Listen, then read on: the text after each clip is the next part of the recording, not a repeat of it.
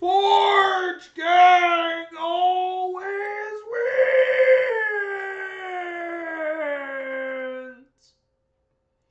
Alright, let me get my camera turned on here. There we go. Oh, that's way better. Because now you can see me! Because I'm the star of my own show, bro. That's where it's at! Forge Gang always wins! Alright, so Hypo has been saying that I'm a pedophile, or she's been following Music Biz Marty and Burger Boy's stuff about me being supposedly a pedophile because I jerked off to Shauna Ray. All right, first of all, let's see the definition of what a pedophile is. So, I will show you the dictionary terminology of a pedophile, and you can come to your own conclusions if I'm a pedophile or not. And then I'm going to talk about some stuff about female and gay pedophiles. I want to talk about real pedophiles. But first, we need to start off and understand what exactly a pedophile is. So, the general use is that it's an adult who is sexually attracted to or engages in sexual acts with a child. A person aged 16 years or older who is mostly or only sexually attracted towards prepubescent children. Alright. So let's take a look at Shauna Ray. So, Shauna Ray is 23 years old. Yeah, here it is. She's 22 years old. So that's Shauna Ray. And she just has a tiny body, but she is post puberty, and she is an adult. So Shauna Ray is 22. So are all female midgets technically underage according to this kind of logic? So does that mean that if you have sex with a over the age of 18 adult female midget, does that make you a pedophile according to this logic? Alright, so there. Okay, hello, Ghosted Niccolo. Forge Gang! Apple Cake Pizza, let's go! Joker mode, yes. Forge Gang! Let's get it, let's go! Alright, so I think that according to what Music Biz Marty and what Burger Boy are trying to do is they're trying to reverse the narrative against me to make me look like a bad person. And I think that Hypo unintentionally picked up on their narrative. But you know what? White men cannot just be the only people that can be pedophiles. So I want to bring up a news article here about female pedophiles. And yes, they do exist. Here is 8 notorious female pedophiles. There is, hold on a second, Lindsay Mazzaro, teacher lover. 2009, Lindsay Mazzaro admitted having sexual encounters in her bedroom and in her car with one of her male pupils. Mazzaro was a teacher at the K-8 Frankfurt Elementary School in Sussex County, New Jersey, USA. This is a pedophile. Is she not a pedophile? Kara Dickey, teacher and lover. 34-year-old former teacher convicted of raping her minor student age 14. Jennifer Lee Burden. Lisa Lavoie. And you know what? There's homosexual pedophiles too. Homosexual pedophiles. Pedophilia and the gay movement. Milo Yiannopoulos. By the way, Milo Yiannopoulos, he is a homosexual that apparently was charged with the abuse of minors. So let me ask you this question, okay? Let's just go ahead and let's just follow the logic that Hypo was trying to use, that Marty Biz Music and Burger Boy were trying to use against me.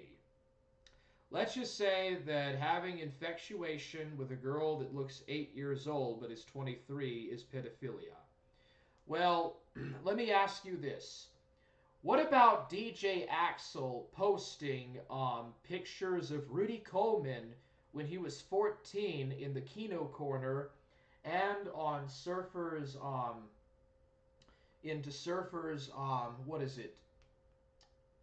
Surfer's phone call. Him posting pictures of Rudy Coleman basically in a bikini, a gay homosexual bikini, a two-piece bathing suit for gays, you know, dressed up as a femboy, showing off. Isn't that pedophilia? So, I mean, he's posting pictures of Rudy Coleman when he was 14. Rudy Coleman is like around the age of 18 now, but he was 14 when those pictures were taken.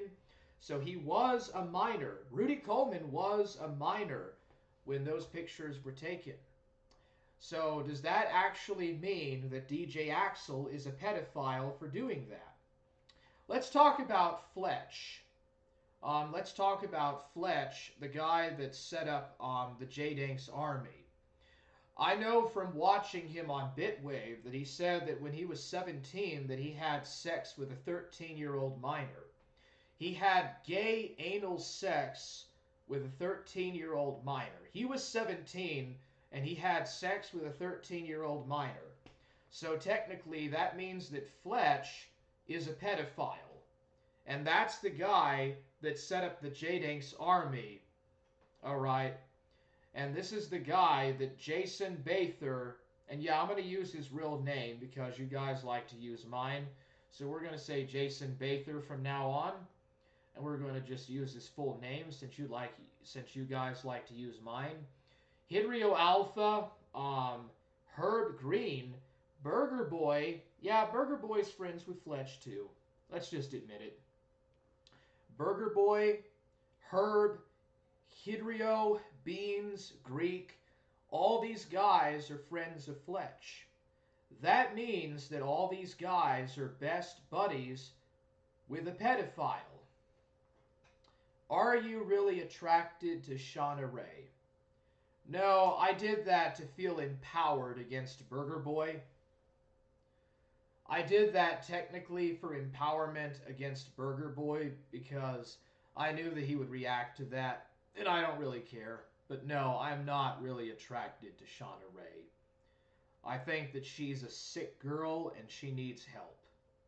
And I don't think that no one should be dating her. But if heterosexual white men that have a right-wing political perspective or agenda, if they are pedophiles for wanting to find sexual attraction in Shauna Ray, then what about homosexual white men that have a left-wing agenda posting pictures of Rudy Coleman when he was 14 in a two-piece bikini bathing suit? Aren't they so they're not pedophiles? Fletch, who was 17 and had anal butt sex with another 13-year-old minor.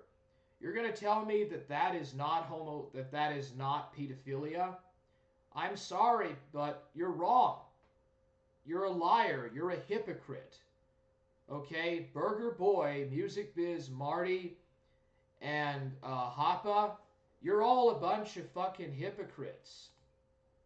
What about all of these furries and bronies that have a left-wing agenda? What about them jacking off to Tails Miles Powers? Huh? Because Tails Miles Powers is a minor. Like, how old? Yeah, he's 8 years old. Dude, there's furries like Sam B and DJ Axel. What about DJ Axel and Sam B jacking their meat off to Tails, who is 8 years old and therefore technically is a minor, and they jack off to him? Like, it says right here that Tails is 8 years old. His birthday was October 6th, 1984, but he is 8. Legally speaking, Tails is 8 years old. Most of the ponies that bronies beat their meat off to are also minors, or underage. That means that most bronies and furries are pedophiles, according to Hypo's logic. Alright? And let's be honest, okay? Hypo, Burger Boy, and Music Biz Marty are left-wing. And according to the left-wing perspective, there is no gender. There is no such thing as gender, and therefore there is no real gender, so therefore females who do not really have a specific gender and anyone of any kind of sexual orientation, according to Hypo, Burger Boy, and Music Biz, Marty's, and Bean's logic, are pedophiles. If you jerk your meat off to anything under the age of 18, you're a pedophile. Euros BTFO'd the daimyo. Being attracted to cartoon animals is pretty sus. Well, DJ Axel is a furry and he jacks off to gay furry porn. Apple Cake Pizza. Dude, 3-4. Haven't you never seen all of the gay furry porn that DJ Axel has posted into Surfer's thing, dude? Like, if you jack off to anything that's an animal, or like a humanoid, a cartoon, or just anything that is under the age of 18, you're a pedophile. Zoom is a pedophile too because he hacked a camera and he tried to flirt with an 8-year-old girl, so he's a pedophile too. So, regardless of what Burger Boy, Music Biz Marty, Skull Kid, Zoom, or Beans or Greek, or Hypo saying that I am a pedophile because I am right-wing, I am white, I'm heterosexual, or that I'm an incel, or that I'm right-wing and Christian, saying that I'm a pedophile because I jerked off to Shauna Ray, and no, I'm not sexually attracted to her. But then saying that Fletch, because he's left-wing and gay, or saying that DJ Axel is not a pedophile, or Fletch is not a pedophile, or that Zoom is not a pedophile, or that DJ Axel is not a pedophile, that makes you a fucking hypocrite, okay? Hey, Hypo, Burger Boy, Music Biz Marty, Beans, Greek, or GR33K. Hey, you guys, why don't you get into my VC and debate me on this topic?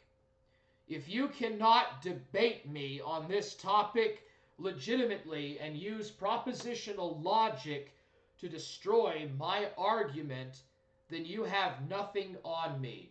You are in no place to accuse me or anyone of anything in regards to pedophilia. You're not capable of having the mindset of doing so. Okay? You guys are not capable of doing that. So, I invite Hypo, Burger Boy, Music Biz Marty, Skull Kid, Hypo, Beans, Greek, etc. I invite you into the smithy to debate me on this topic. Tell me how only right-wing, white, heterosexual-oriented men can be pedophiles, but everyone else cannot be. Fletch had sex with a 13-year-old minor. He's a pedophile. That means that anyone that hangs out with Fletch is a pedophile enabler.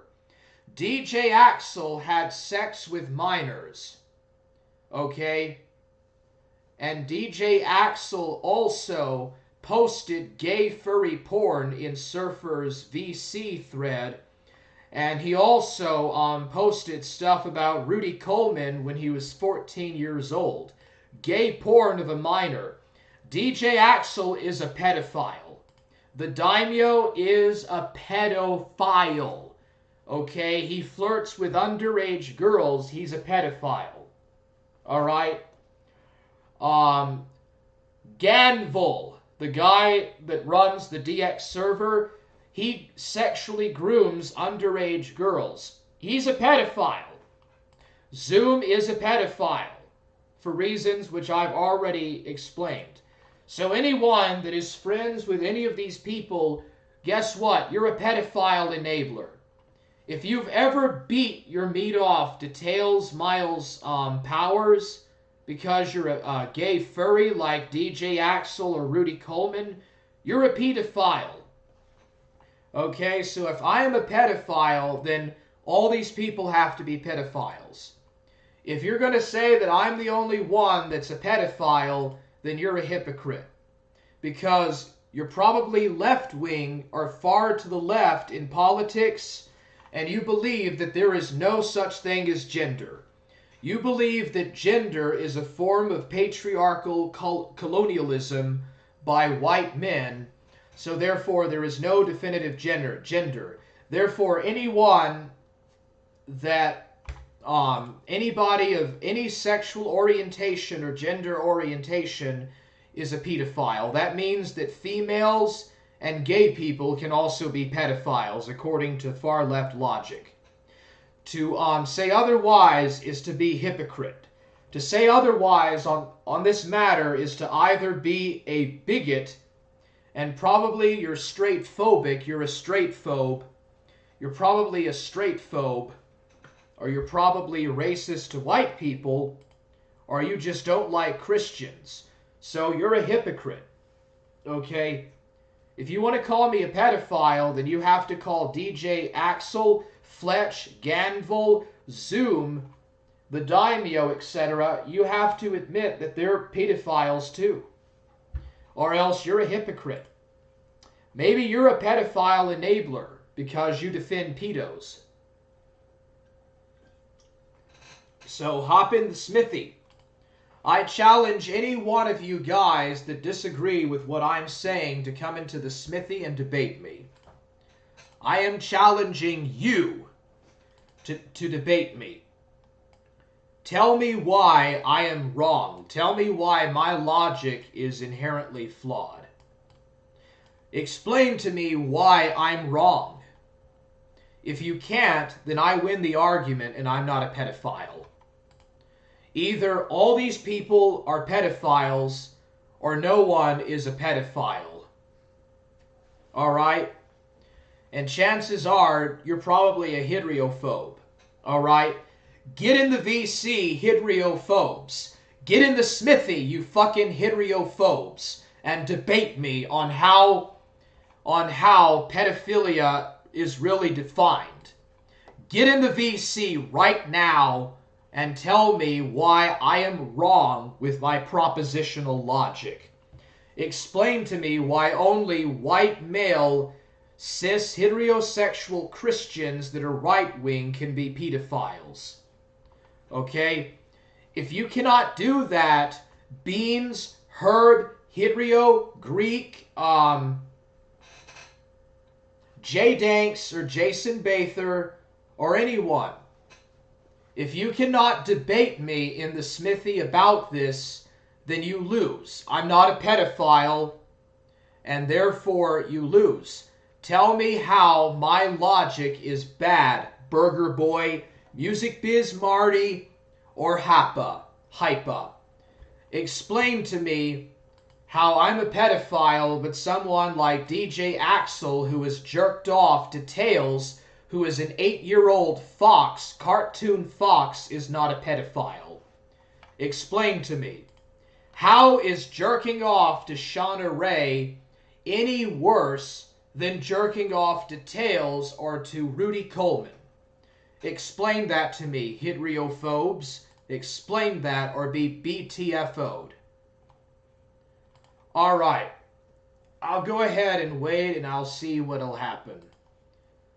So, if anybody wants to chat, let me know, dude. Because personally, I think I won.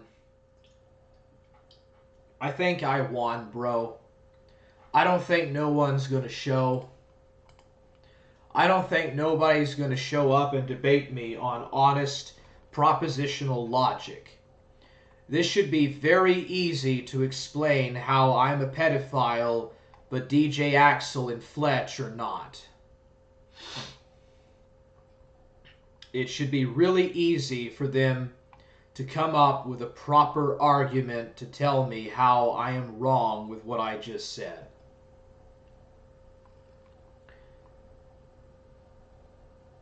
So I'll play some music, bro. Metal music, yeah. Alright. Let's get some heavy metal rock in this, up in this hood, yo. Alright. Let's see, are you really attracted to Shauna Ray? No, I'm not. So it's a joke, LOL, you had me worried. I would worry about DJ Axel posting pictures of Rudy Coleman being 14 and almost naked. I would be worried about that if I were you, bro. Yeah, Rudy posting gay shit all the time is annoying. Well, I mean, yeah, it is, dude. He's a child. He could be a child groomer, bro. You never know, man. Yeah, okay. I mean Axel. Yeah, DJ Axel. Being attracted to cartoon animals is pretty sus. Well, dude, you're speaking to the choir with that. Tell it to someone that, like, you know, should know better. They should repent. Euros BTFO Daimyo. and Ethan Rolfe. I don't think that Ethan Rolfe even knows who Euros is. Warhammer 1. Thanks, bro. Forge, gang. What's up, Galdi? Where did you get the info on Fletch? From Bitwave and Burger Boy. Yeah, I left Axel's server because he was a degenerate. Good, bro. That thing is going to probably get raided eventually and shut down. Is it credible? Forge, gang. Is that the real Corey Barnhill?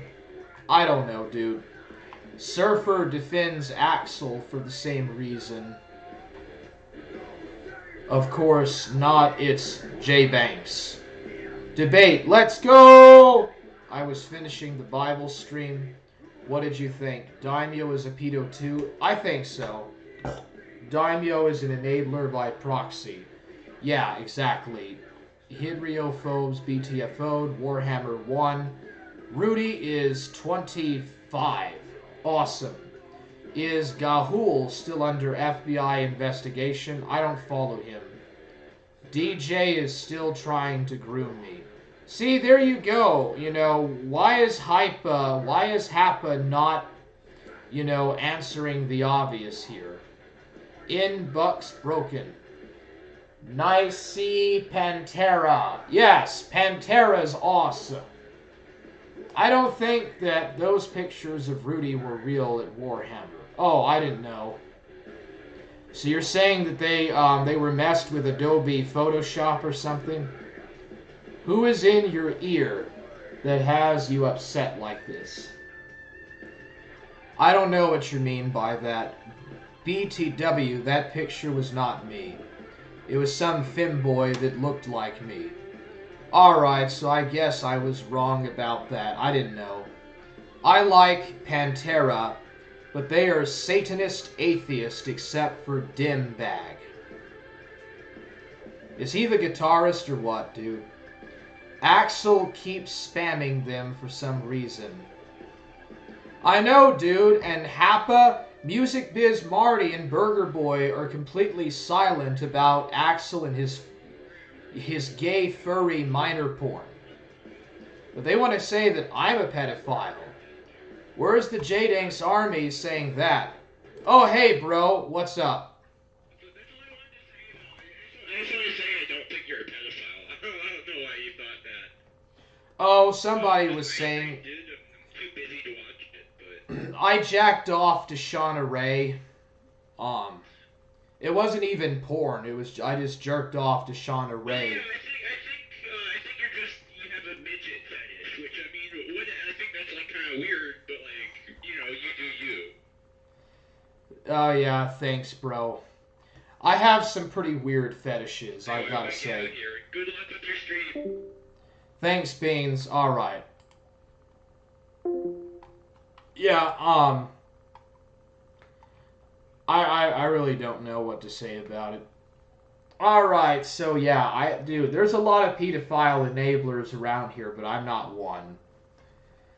Alright, Axel keeps spamming them for some reason. What's up, Niccolo, my favorite Southern Presbyterian Reformist Catholic? What in the world is a Southern Presbyterian Reformist Catholic? Hey, baby. Rest in peace, Dimebag. Oh, dude, Dimebag was 1 in a million. Yeah, Dimebag was the guitarist killed at concert. Oh, what happened, dude? Did he overdose on something and get OD'd? What happened, dude? Did he OD or some other random accident happened with the crowd? Sounds horrible, bro.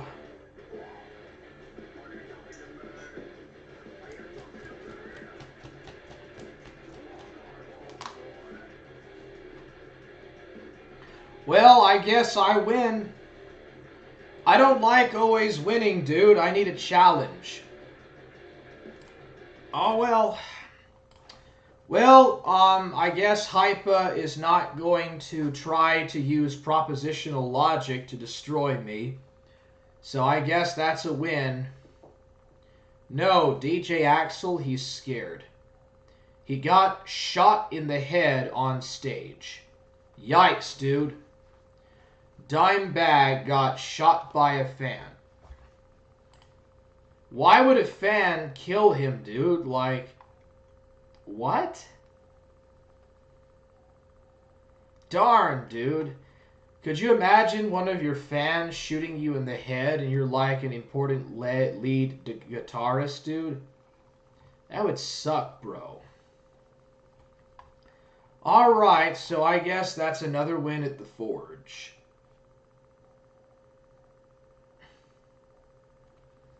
A guy Gel says, you think, I think you're a pedo. I don't, lol. I just think you have a midget fetish. Yeah, exactly, dude. I just have a midget fetish. I don't know. Pantera is the name of the Roman soldier who raped Mary on her period and was Jesus' father in the Talmud. The only Christian in the band was surrounded by atheists. Wow, totally suck losers, bro. There's a lot of weird occult stuff in these different bands. I tell you what, Ghost of Niccolo, Puck is actually the guy that you would want to talk to about it.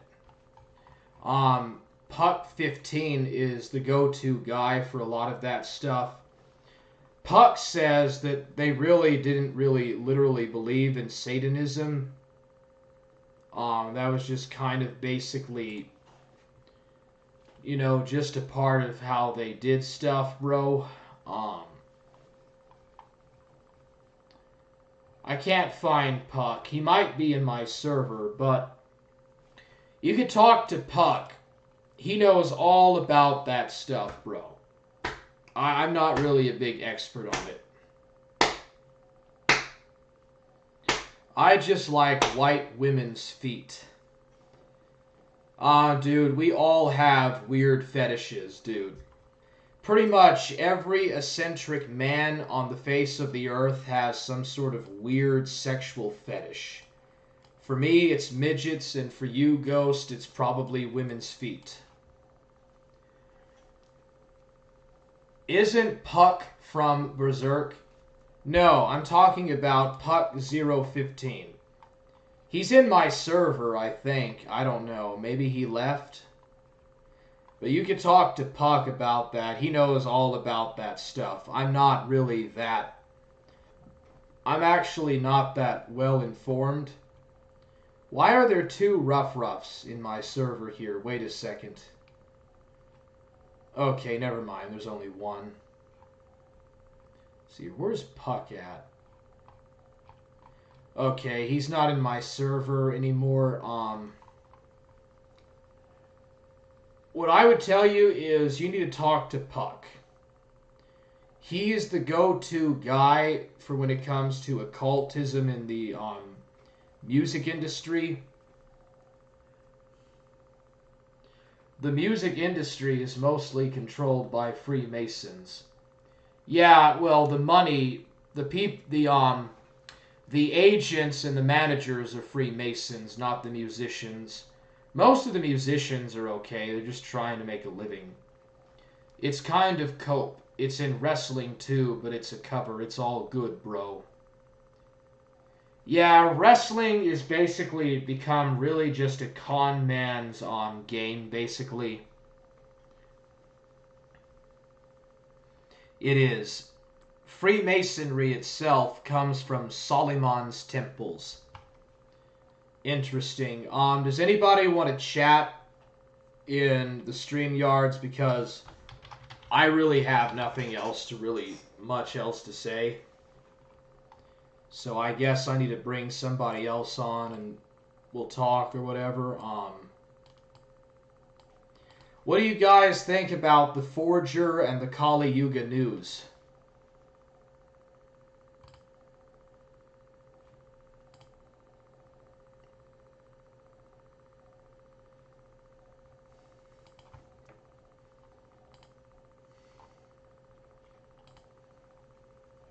Yeah. All right.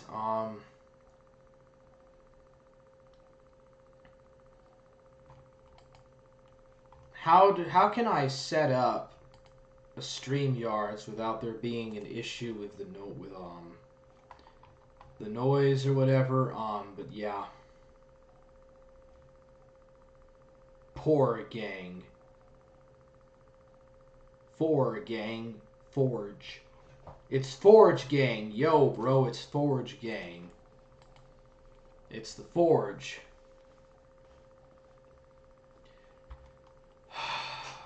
Let's do a Jitsi. Let me go to a Guy Jails thing. Yeah, a Guy Jails set up a Jitsi for us. Here we go.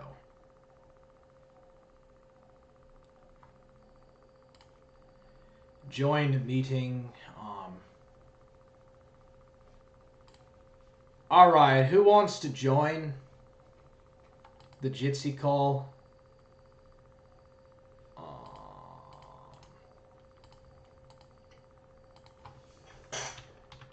We'll try Jitsi first. If it doesn't work, we'll go to StreamYards.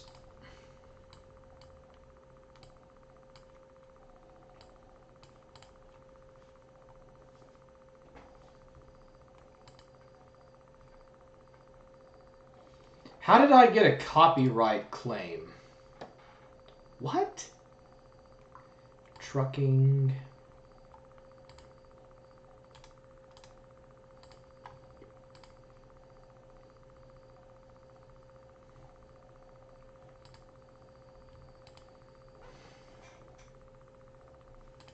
Alright, I sent it to you, Mac. Who else wants to join the Jitsi? Why did Bubbles watch BJ Axel play Elden Ring for 50 hours? I can chat a little, but I'm busy because I like Elden Ring. The Powerpuff Girls was one of the best original Cartoon Network shows. It was for the first couple of seasons, but it got whacked afterwards.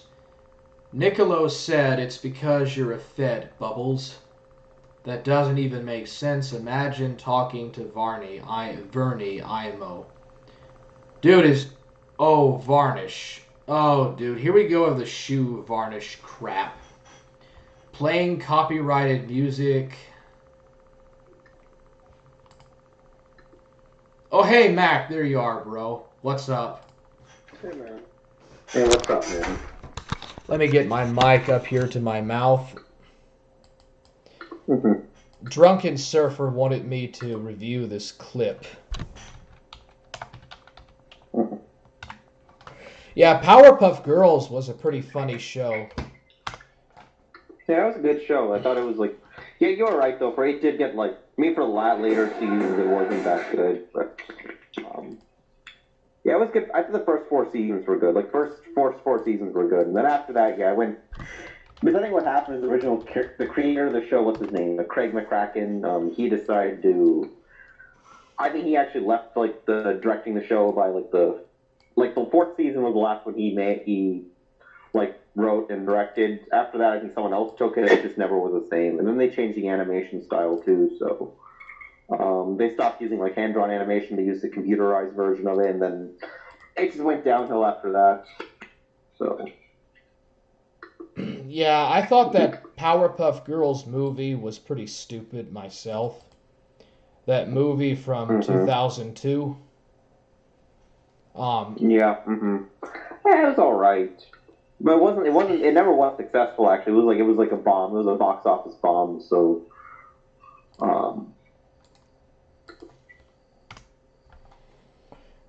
Yeah, basically it was.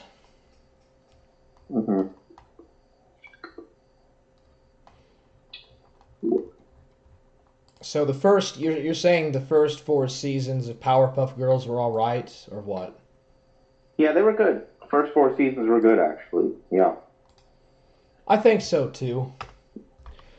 You know, like season 4, like the episodes were like instead of 10-minute episodes, they did 23-minute episodes, which was made a difference. So it was all right. I mean, it was good. It was great, actually. But yeah, it did go downhill. That happens to most cartoons. There was other show that went, what was it? Dexter's Laboratory. That was another good show. That show also went downhill. I think it happens in most cartoons. Like that's just how it is. Yeah, I thought Ed, Ed, and Eddie was pretty funny. That was a great show too. That's another great. Yeah, I love that. What do you think about Courage the Cowardly Dog? Yeah, that was a good show too. I know it was a little messed up for a Cartoon Network show. It was a good show. I thought it was pretty good. Do you like it, or are you not a fan? It was my favorite show on Cartoon Network back then. Yeah, it was a good show. It just was like they took it to a little extreme though. They did, bro. Cartoon Network went down pretty quickly around 2009. It seemed. Yeah. Mm-hmm. Do you remember those? Do you remember that animated movie theaters thing that happened every Saturday? Like they'd play an animated movie from Paramount or Warner Brothers. I thought that was wonderful. I think so. I remember. Fievel, An American Tale was a really good movie. One of my favorite childhood. You need to watch it, bro. It's really good. The animation is excellent. What is it called? What is it called? Fievel, An American Tale.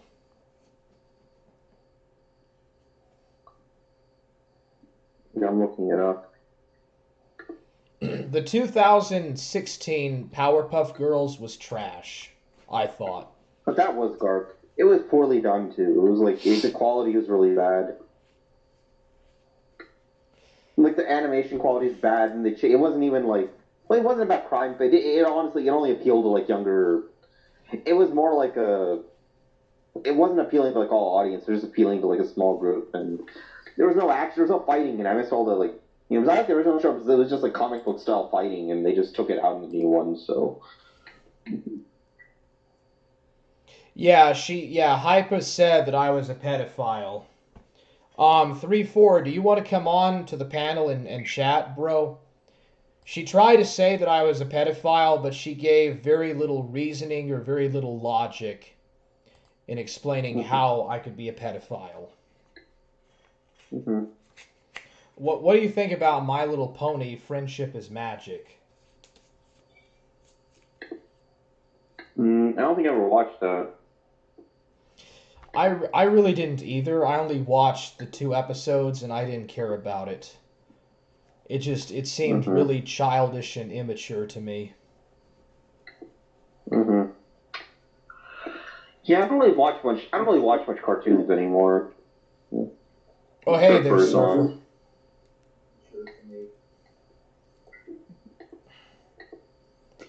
Warhammer! Yeah, what's up, Surfer? How are you doing, bro? Doing good. I think I got this Jitsi thing figured out. How are you doing, Warhammer? I'm doing real good. That was a nice review of 1 Samuel that you did earlier, bro. That was fun. Oh, I appreciate that, Warhammer. I appreciate that. I try my best with the Bible study. I think it is an important thing to do. So I appreciate the feedback. Thank you, bro. I'm not familiar with all the details about David's wars with the Philistines. Yeah. Well, at this point where we're at, King Saul is still technically king of Israel, so it's really King Saul's war with the Philistines. But David came in to save the day. And even though David came to save the day and fought Saul's battle for him, Saul still tried to come kill him. Yeah, and David still mourned the death. When Saul died, David still mourned him. So David still, David mourned the man who tried to kill him, essentially. So. Yeah, I think actually that's the next chapter we're going to read. I think that's chapter 24. But it's very similar to modern times, I guess. If you go and die for Israel, the elites are going to hate you anyways. So you may as well not go die for Israel. Well, in America, they don't really care for our veterans, so. They don't. I can't stay too long. I just wanted to say, now that we've got the revelation of your midget fetish, Warhammer, you should do Warhammer reviews it and review the midget strippers. Okay, yeah, I can. Is there a noise in my mic? Yeah, that's what I sent you the link of. Have you ever seen that? Sassy Cassie? No, I haven't. Hey, 3-4, what's up? Hey, 3-4.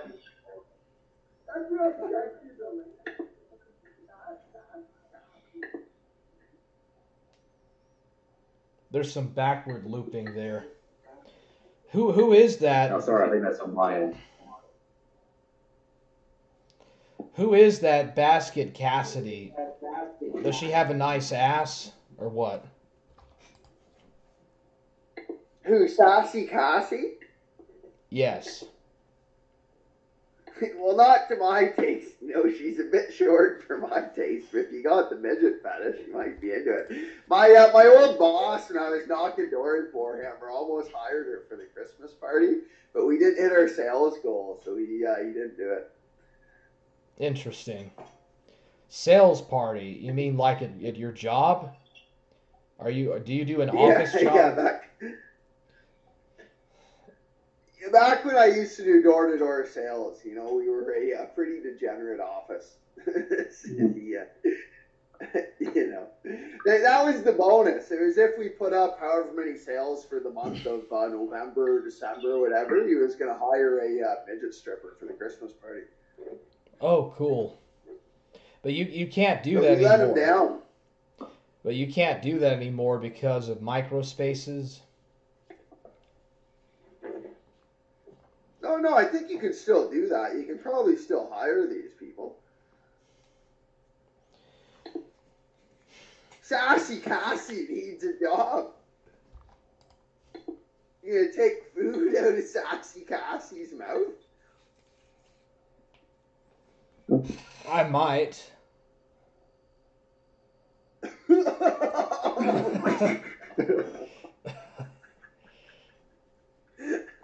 How would I have sex with a midget? I guess I shouldn't be asking that on a panel, but Yeah, I don't know. I've never tried it. My ex was like 4'11", but she wasn't quite a midget. I think I watched an episode of The Vet Show once where one of his guests admitted to having a midget fetish. Maybe you should watch that one, Warhammer. I will. Well, have you ever seen the midget strippers 3-4? No, I can't really say I'm into Bridget the Midget. Well, maybe this is something we should all see together then, Warhammer. Is there any way you can pull up the clip, the one I sent you in the YouTube chat there? And screen share it on Jitsi, you mean? Yeah, well, even if you just play it on your stream. I got your stream going as well. I'm sure Matt and 3-4 do also. It's probably on mute. There we go, share. There's Sassy Cassie. She's gonna ride the surfboard. Oh wow, she's hot.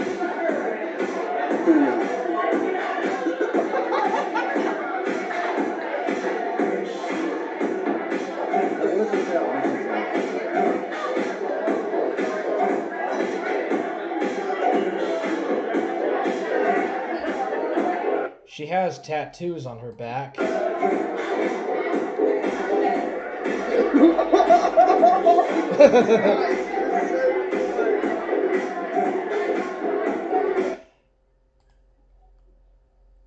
Yeah, that looked interesting. Have you ever done that, Surfer? Is that how you got your name? No, that's not how I got my name. Like I said, we didn't quite hit the sales goal, so we never got Sassy Cassie at the Christmas party. We're close, but we let the boss down there. So, Warhammer, what is it about women under 3 feet that you like? I find attraction in them, dude. I just find attraction in that. I don't know.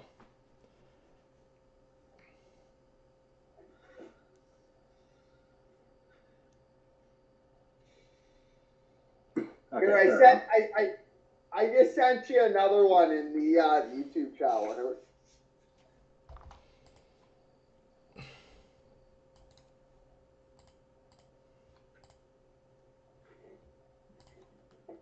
There we go. This one, it's from the documentary. I think it was. It's called "The Next Little Thing." So I've heard that Ethan Ralph is under 4 foot tall. Would you be attracted to Ethan Ralph, Warhammer? No, I would not. Yeah, it's not loading up. Why would I be attracted to Ethan Ralph? Are you joking or what? No, I didn't think you would. I was just making a joke there, mate. Oh, no. He's very unpredictable. Short-tempered, seems to get pissed off real fast. He wouldn't make a good partner in the bed, I'll just say that.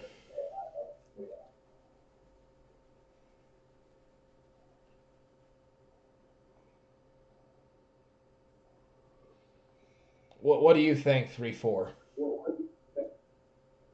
Yeah, well, I'm not really attracted to midgets, and I would say it's probably not the best idea to pick one. So I'd say it's better to just be Hey, attracted what's to up? a normal woman. What's up, Forge Gang? Forge Gang! Let's go! What's up, Niccolo? Let's go! Hold on, Warhammer. I just sent you the channel. This woman, Sassy Cassie, she actually has her own YouTube channel. Oh, wow. Sounds like she's got a new subscriber.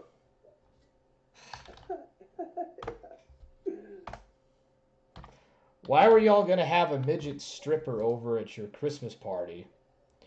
You just thought it would be funny or what? Yeah, well, we were just trying to, the boss always tried to put up little bonuses like that to motivate us to sell. Nothing too big, just a little bonus. Well, yeah, obviously. I was just coming in to yell Forge Gang, guys. Oh, go ahead. Forge Gang! Let's go! Let's go. Let's go. Forge Gang. Do you Let's really go. believe in the Forge Gang can't be Trinity? stopped. Do what? Oh, of course. Dude, anybody that tries to get in my way or our way gets smelted, bro. It's just as bad. Forge Gang is gonna take over the world like Akira, like Tetsuo in Akira. Remember when he was just like, oh, he took over the whole world? That's gonna be Forge Gang, but good. Wasn't Akira when he turns into a giant weird flesh monster, and he has psychic powers or something? Yeah. It's one of those weird Japanese films. Yeah, that's very weird, bro. Hey, did you watch the Powerpuff Girls when you were growing up? Because I didn't really pay that much attention. I watched the originals, when I was growing up. I never watched the new ones. They came back with the new ones, maybe 4 or 5 years ago, and I never watched it because I was like, wow, that's kind of sus, Yeah. Yeah, new one, there was no fighting in it. They took out all, the original show was just fighting bad guys originally, just 3 girls fighting bad guys. The new one, they took that all out. Even there was some fighting, but it was watered down. How much was the Satanist him, the him, that was his name, him, he was like a devil, he was like a trans pedo. What? Him, the main, he was a transgender in the show. I remember that. And he was always trying to go after these little girls, so he was like a trans pedo, and he was a Satan. Wasn't that character also... Oh, no, wait, no, I was thinking something else. That had the other devil, Cow and Chicken had the devil. Chicken. Yeah. I mean, what's that show, Samurai Jack? I mean, I guess, what was his name? What was the main guy's Aku, I think? Yes. Yeah. Yeah, he was. I thought Aku and him were kind of similar in terms of not exactly the same, but they were similar. I felt like. Rocco's Modern Life was a really degenerate, disgusting show. Like, if you ever gone back and watched it, it's really Red and Stimpy. That guy came out as a pedophile, so you know. I never watched either. Those shows are like before my Oh, time. that guy. Yeah, the animator for Red and Stimpy turned out he liked. Oh wow, I watched both of those shows. Yeah. What about Beavis and Butthead? A lot of us did, bro. You know, it's like subliminal shit they try to program into kids from a very young age. And when I would watch Ren and Stimpy, I would always feel uncomfortable. Like, even as a kid. I was told that I was never going to be a dancer because... Yeah, I never really watched either of those shows, so... Yeah, there was another guy from Nickelodeon. I think he apparently got in, like, he was a... What's that guy? He used to make, like, sitcoms, and honestly, they weren't that... Dan Schneider. He also was apparently a kook. Like, you know what I'm talking about? Yeah, he was all the defeat stuff, but he was, like, the defeat stuff of, like, underage, you know, people, actresses. Yeah. He was weird, you know. And he was a small hat. Mm-hmm. A small hat. Well, his last name's Sniper, so it's pretty obvious.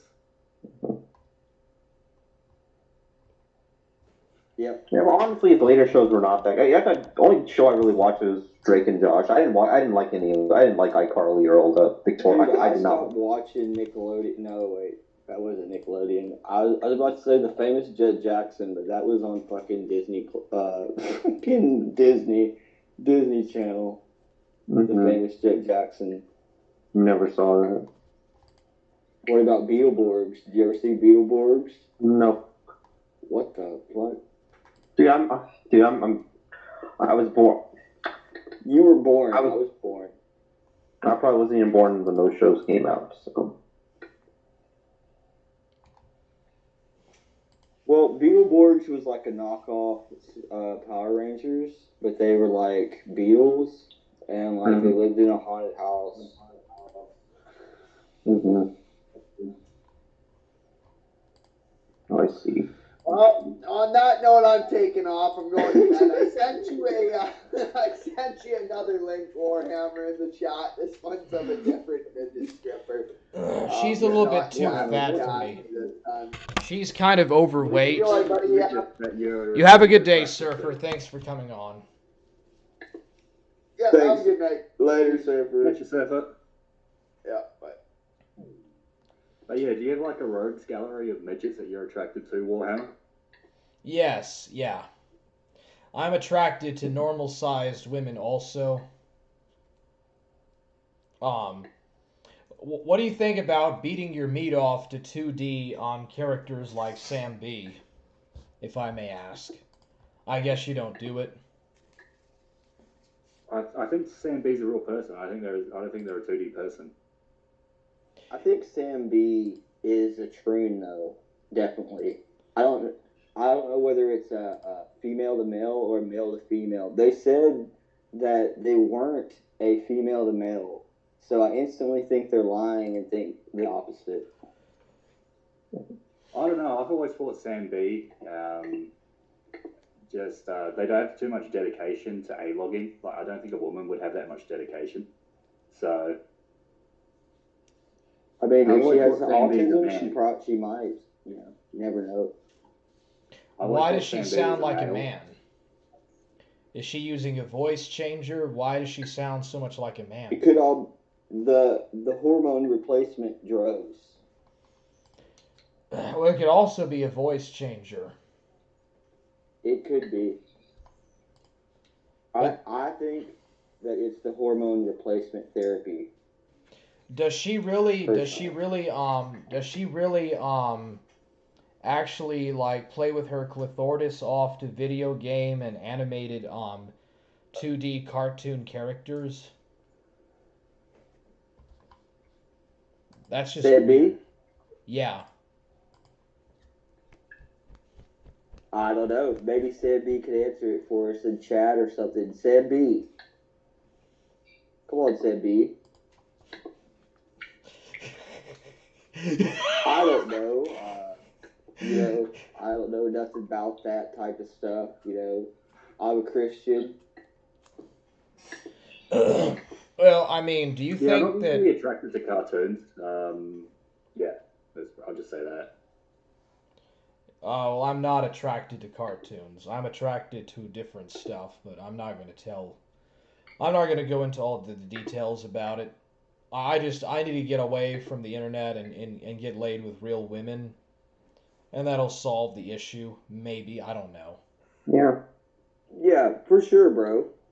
Well, dude, like I think a lot of like, well, I think what a lot of girls are looking for, they just want a guy who's like A lot of caring girls to want them. to be slapped on the ass and told good Gabe.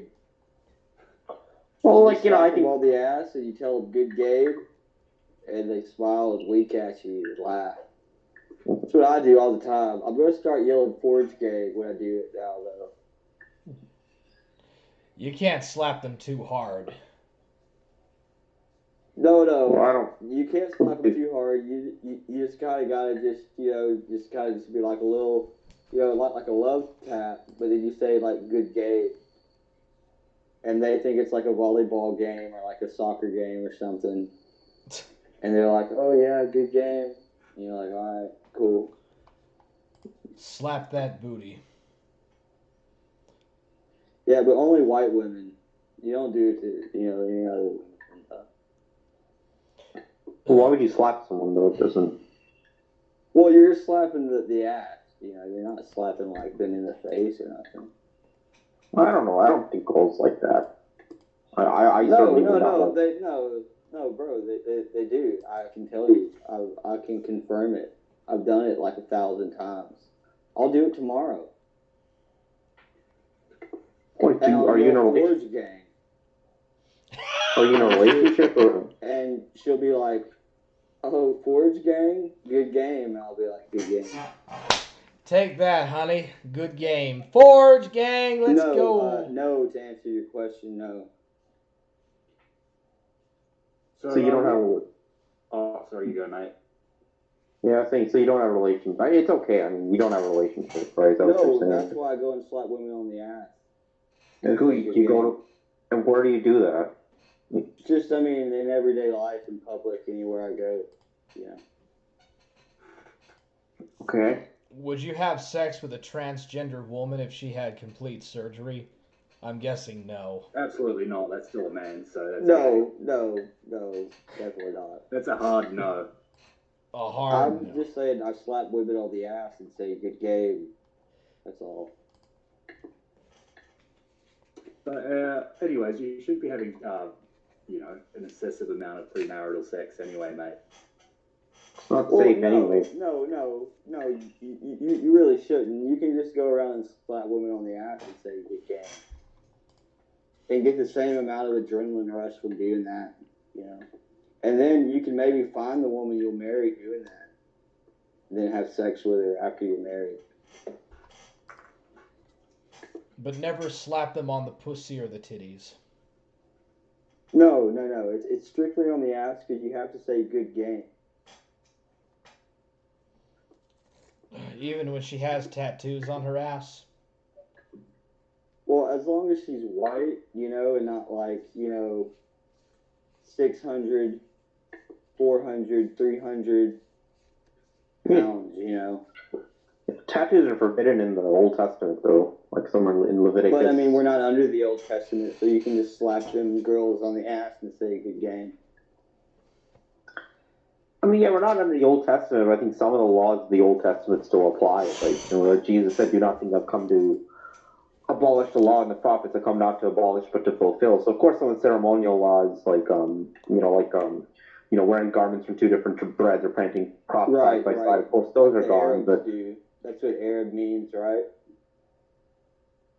Arab, I'm not sure about mixed garment. Mm-hmm. I'm just trying to find the verse, but I think some of the Old Testament rules there are some of the moral laws. I think they still apply. Somebody told me that Hypo likes me. Hypo secretly has a crush on me. For calling you a pedophile, it's probably not true. I thought that was kind of weird. that she would say that. She's a big daimyo supporter.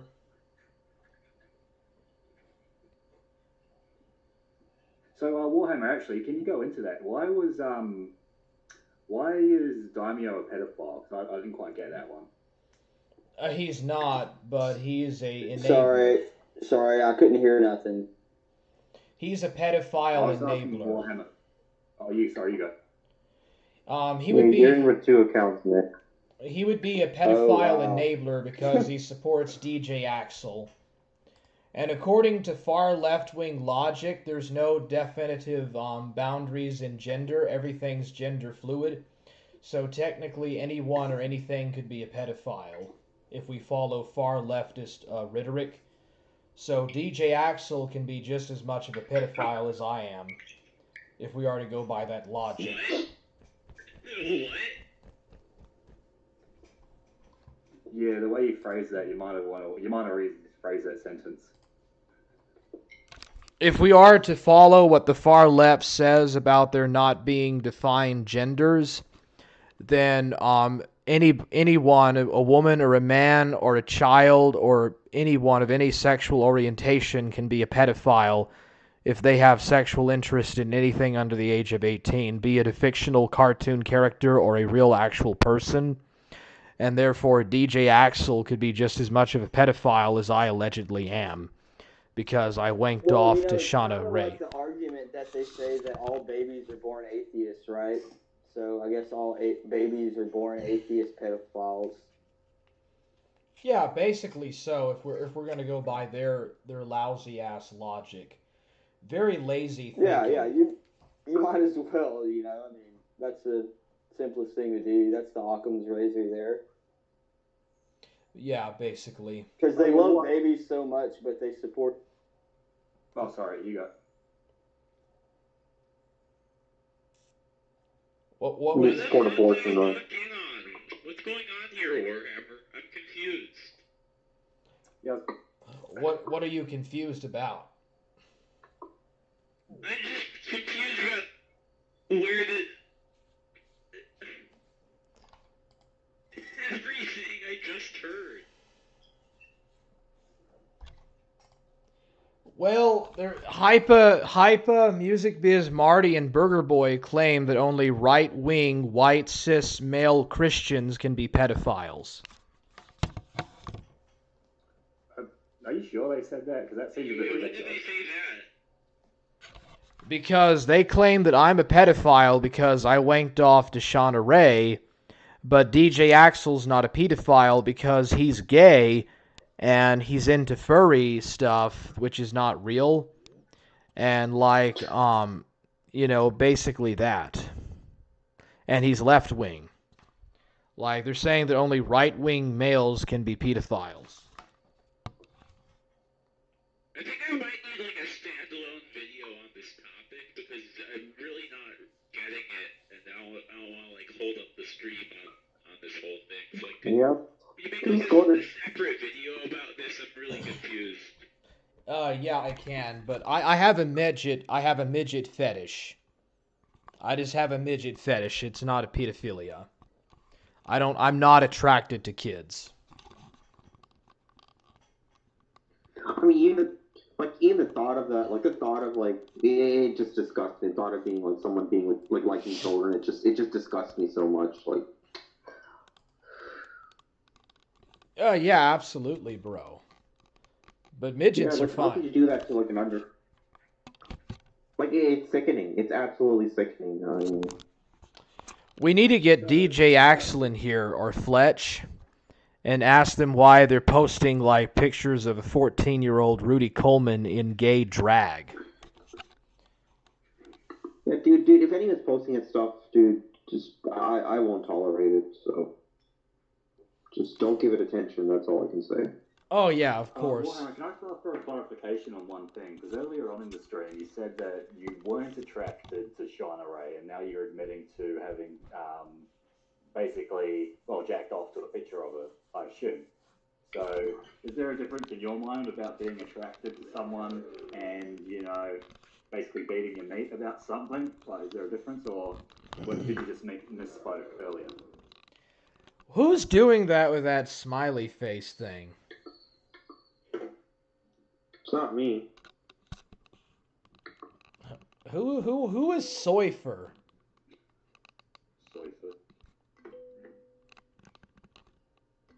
Yeah, this is getting kind of bizarre. Well, can you hide the link on? Can you just hide the Jitsu link so no one else sees it? Okay.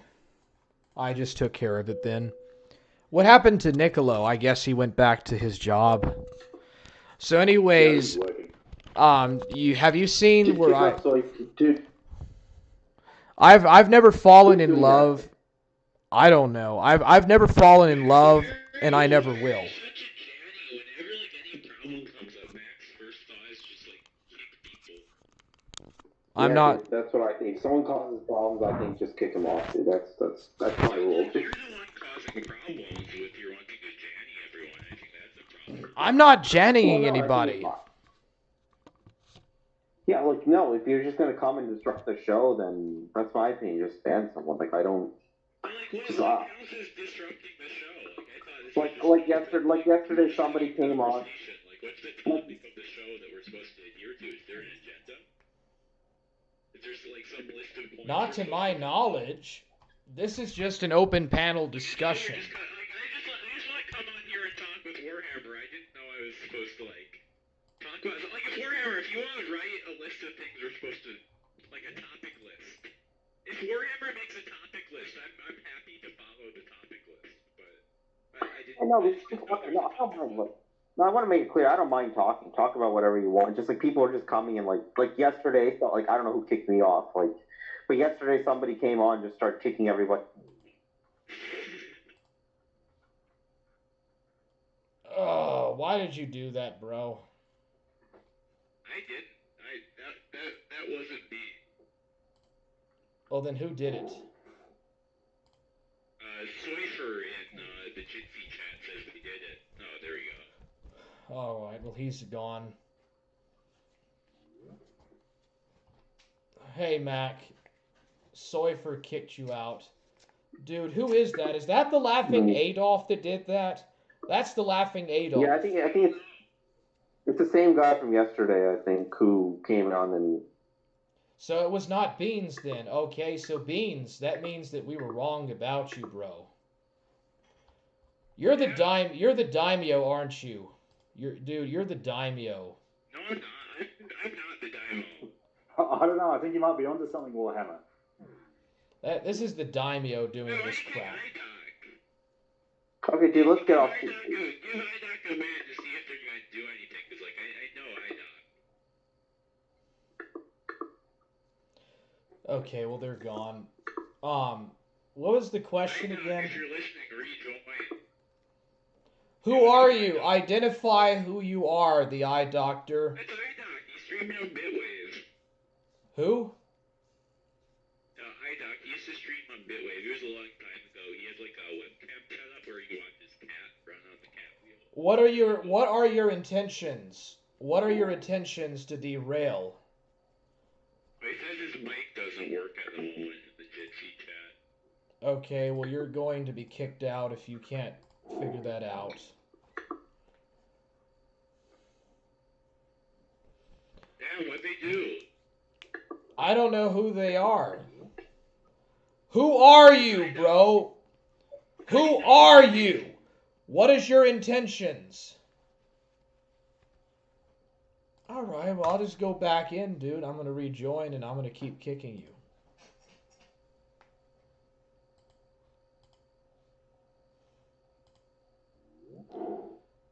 You do not kick me from my Here's stream. a screenshot of him from his stream. I'm DMing it to you. Do not kick me from my stream. Alright, so where were we? Here? I don't know, dude. You don't kick me from my stream, I'll kick you.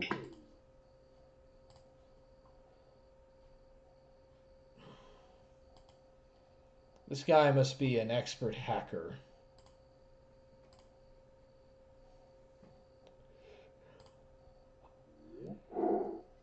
Hey. Fuck you.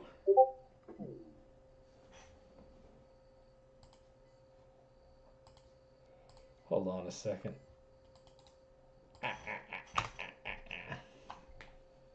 Oh, no. Dude, I'm going to win this regardless. Come on, get in there.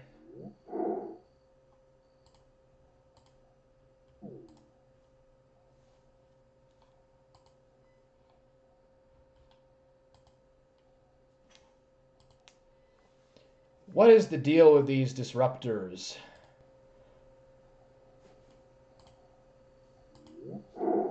Where are you at? There you are.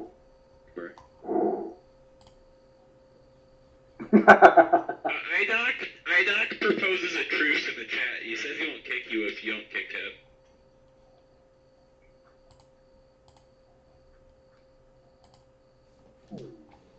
I don't... I guess you have chosen to not have a truce. Okay. Where is Mac? Where is Mac at? Mac got kicked. Alright. We're going to go to StreamYards. I'm not doing this no more. We will go to StreamYards. I'm tired of dealing with you little children.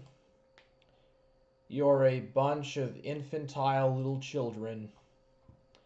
And you're not going to be able to do this in StreamYards with me. So I'll go ahead and set up a StreamYards, and I'm not ending the dude, I'm not ending it, bro. All right, let's see here. Set up a broadcast. Yeah, Warhammer.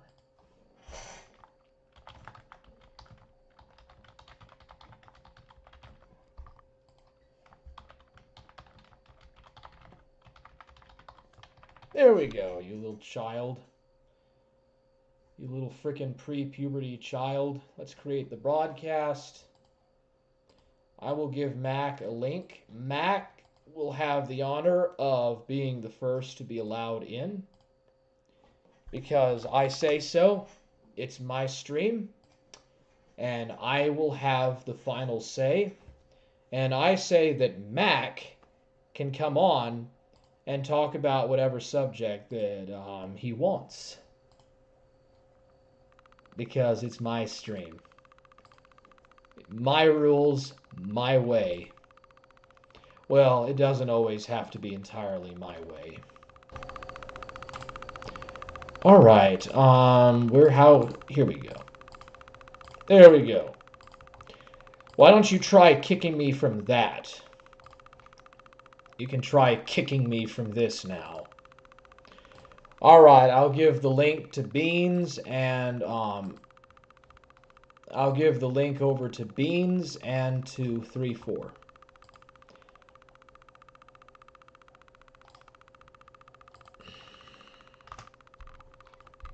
Now you're not going to be able to play your little silly mind games on me. How do you like that? Might have to go to StreamYards. Exactly. Am I still running? Honor of being the first to be allowed in? Yeah. Alright, there we go. No eye doctors allowed.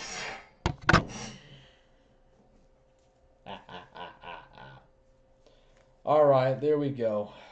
We'll take care of that, dude.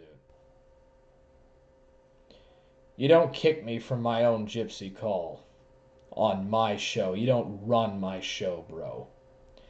I run my show. You don't ask me to make a truce with you, you little troll. Hey there, 3-4. I'm trying to get the other guys in, but yeah, so what was the question again? It was about why am I sexually attracted to Shauna Ray, you said? Oh, no. Well, you said earlier in the stream that you weren't attracted to Shauna Ray. And then you later admitted to jacking off to her. Is it, in your mind, is there a difference between being attracted to something and jacking off to something? Like, is there something else? Yes. Like the short different reason why you is jack yes. off to something? Yeah, well, I found her sexually attractive, but I don't find her romantically attractive because I've never fallen in love in my entire life, and I have never experienced love, and I never will. But I still find sexual stimulation and attraction in the opposite sex, if that makes any sense. Hey there, man. Yeah. I mean, yeah, I guess I know what a fetish is. Like, obviously, I mean, I think most people have one, whether they'll admit it or not. But there's nothing in particular for the reason why you say that you like midgets. Is it because, they're sort of more petite, like they're more Working? in an easier package, I guess? What would you say? Is my mic working? Can you hear me? Yeah, Your mic is fine, dude. Yeah, we can hear you. Is it because you can sort of throw a midget around? But like, is that Yeah, so what is the question you like about why am I sexually attracted to Shauna Ray, you said? Edit audio. Well, just midgets in general. Like, is there like a reasoning behind it? I'm just wondering. I just find her sexually attractive, but I don't find her romantically attractive. I'm not really interested in jerking off to her anymore. It's like a short-term... Are you live right now? Are you live, dude? Or... Yeah, I'm alive right now. Why? Yeah, it still says waiting for Warhammer on the stream. That's right. Oh, no. Oh no, he's live on his other stream. Like, this is just the audio. Oh, okay. Like, he doesn't need to go live because he's already live. Okay, I see the two call. streams going at once. Yeah, I see. Okay. Yeah, sorry about that, guys. Really sorry that happened. Hopefully that won't happen again. Yeah, no, some people, they just go around and they just love to just wreck other people's shows. It's like the most fun in the world for some of these people. So. Who was that guy, Beans? Who is that guy? That was whoever came yesterday. The same guy that disrupted the show yesterday. It's whoever it is. Beans, I owe you an apology, bro. I'm very sorry about kicking you out of the server, and I was wrong what I said. I thought that was you.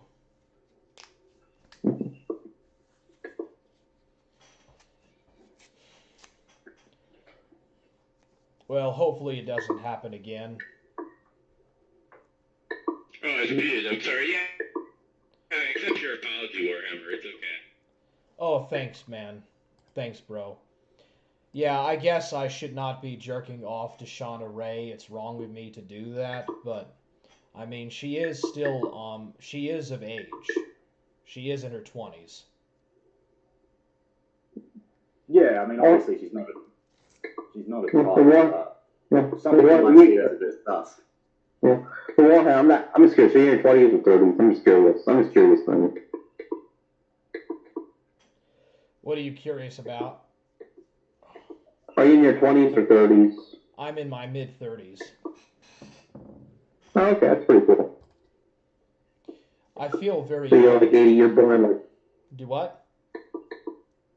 Say again. You're born like the 80s or... like late 80s or early 90s, I guess. I was born in the late 80s. Why? I'm just curious, man. Yes.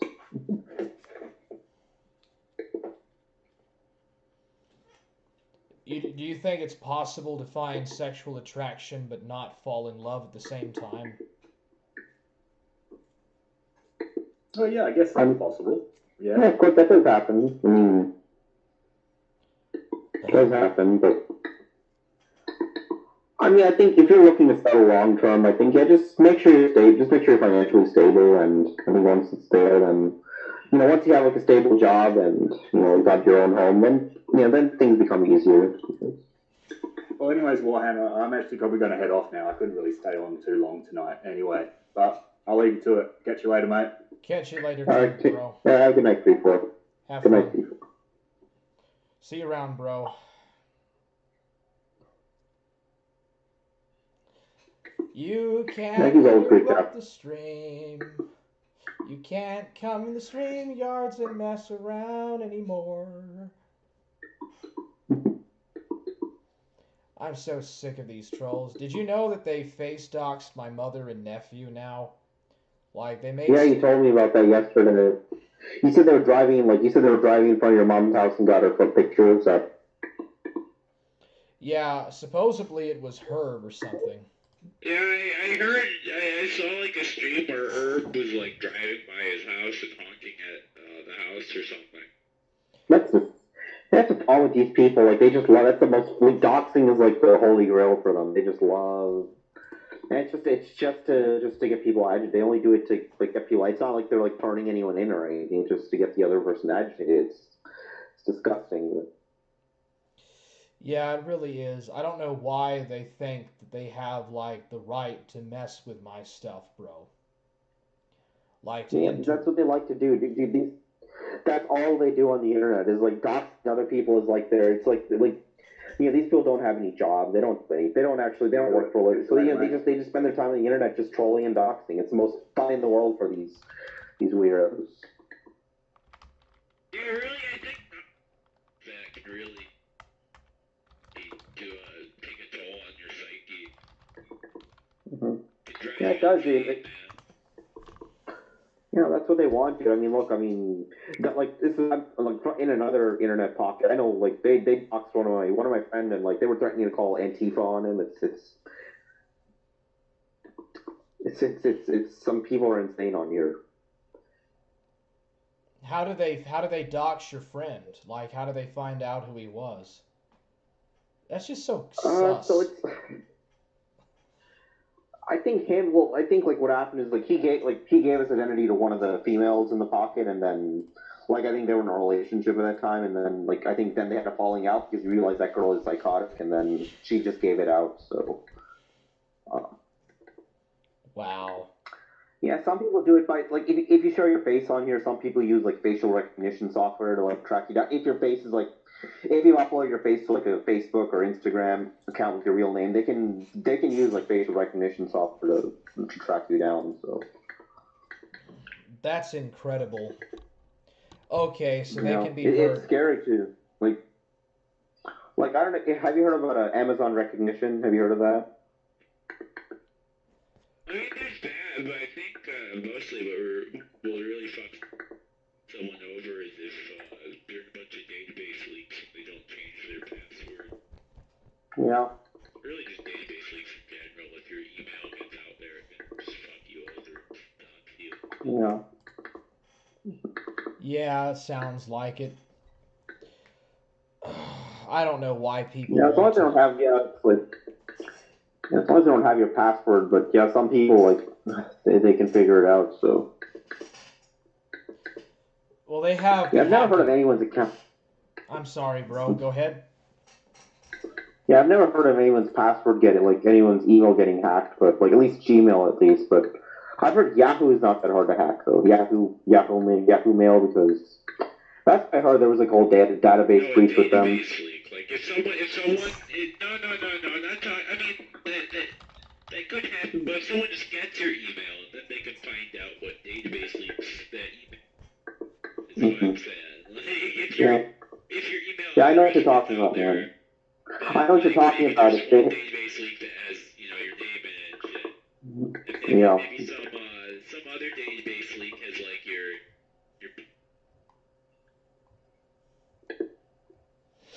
maybe a third or a fourth has your credit card fucking details on there, and then open docs. Yeah. Yeah, if you like just a little bit partly dox anything in your private life, they just find out everything. They search for it. Yeah. It's pretty crazy. Yeah, well, best thing to do is just I know one of my friends, they've been trying to dox him, but no one has found him yet because he never put his face out there, never put out his home state or his hometown as long as you keep that safe, you should be good. Just keep your first and last. Well, I know someone already has your first and last name, so that sucks. But no one's doxed me yet. Hopefully no one does. It's been fully doxed for a while. Yeah, I know. I know. Before Bitwave, I think. I know, man. That's true. I wonder who doxed me, though. I mean, it sucks, but on another level, it's like freeing, because then you don't have to worry about anything when you're fully doxed like that. Like, you don't have to worry about getting doxed. I guess, I don't know. I just wonder who put it on Kiwi Farms. Oh, did you see that thread on Kiwi Farms by that Trollpedia that showed my Rigel Defoe thing and showed a picture of me? That was posted in early 2021. You think that might be the doxer from Bitwave? Which doxer from Bitwave? Somebody called Trollpedia. I'll share. There's a lot of doxers on Bitwave. Which doxer on Bitwave are you talking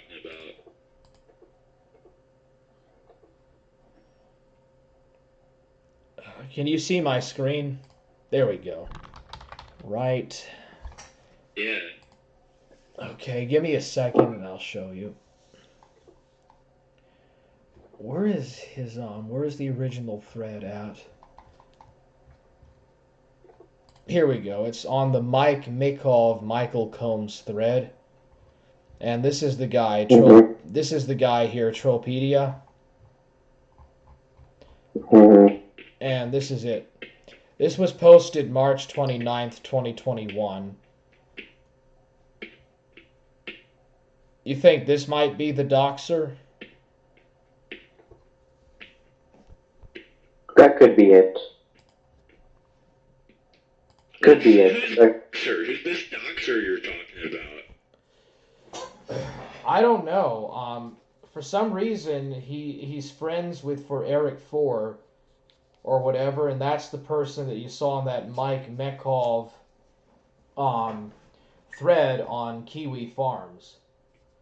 But I have no idea who did it.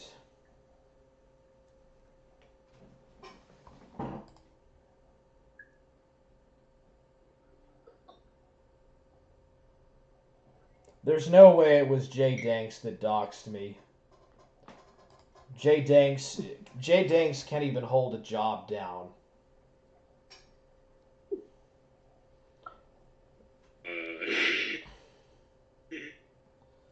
I don't think it was Jay Danks. So speaking of jobs, have you heard back from any of those trucking places? How's the whole trucking job search going? Well, it's not Monday yet, or it's not late enough for me to call them to ask. They open up at 6 a.m. Oh damn! Good luck. Yeah. Well, it's gonna hope you can get it, dude. You're going for the Class B license, right? Or are you going for Class A? I have no idea. What do I do for 18-wheelers? Yeah, Class A. So Class A is like your tractor trailer. So, but Class B is just like your dump truck or box truck or garbage truck, just like your straight truck essentially. So, but yeah, with Class A you can drive both actually. If you get a Class A, you can drive both 18-wheelers and straight trucks. Is a Class C a real thing? So Class C is Class C vehicles like your sedan or anything, but there is a C. Okay. Yeah, so it's Class A then. He wants to drive an 18-wheeler. Yeah, so Class A is Class A is essentially just any vehicle that weighs above 26,000 pounds and has a trailer that weighs above 10,000 pounds essentially. And Class B is any vehicle that weighs above 26,000 pounds that does not have a trailer above 10,000. So, yeah. So in a nutshell, Class A is your tractor trailer. Class B is your dump truck or box truck. Have you worked in construction or something, or trucking or something similar? I myself don't, but I have a lot of buddies that do. I have a lot of buddies that are truckers and I know maybe one person who's in construction who does heavy equipment. So he quit that industry too. So yeah, I think with construction, I think you just need a basic driver's license to drive an excavator or bulldozer. So yeah, I think farming is another. I know Warhammer, you're in Texas, so I think farming might be another. Farming would be a good job. Something working with your hands would also be good for you. Yeah. Just good for your body. Yeah. Yeah, absolutely. Like plumbing jobs, electricians, anything like that.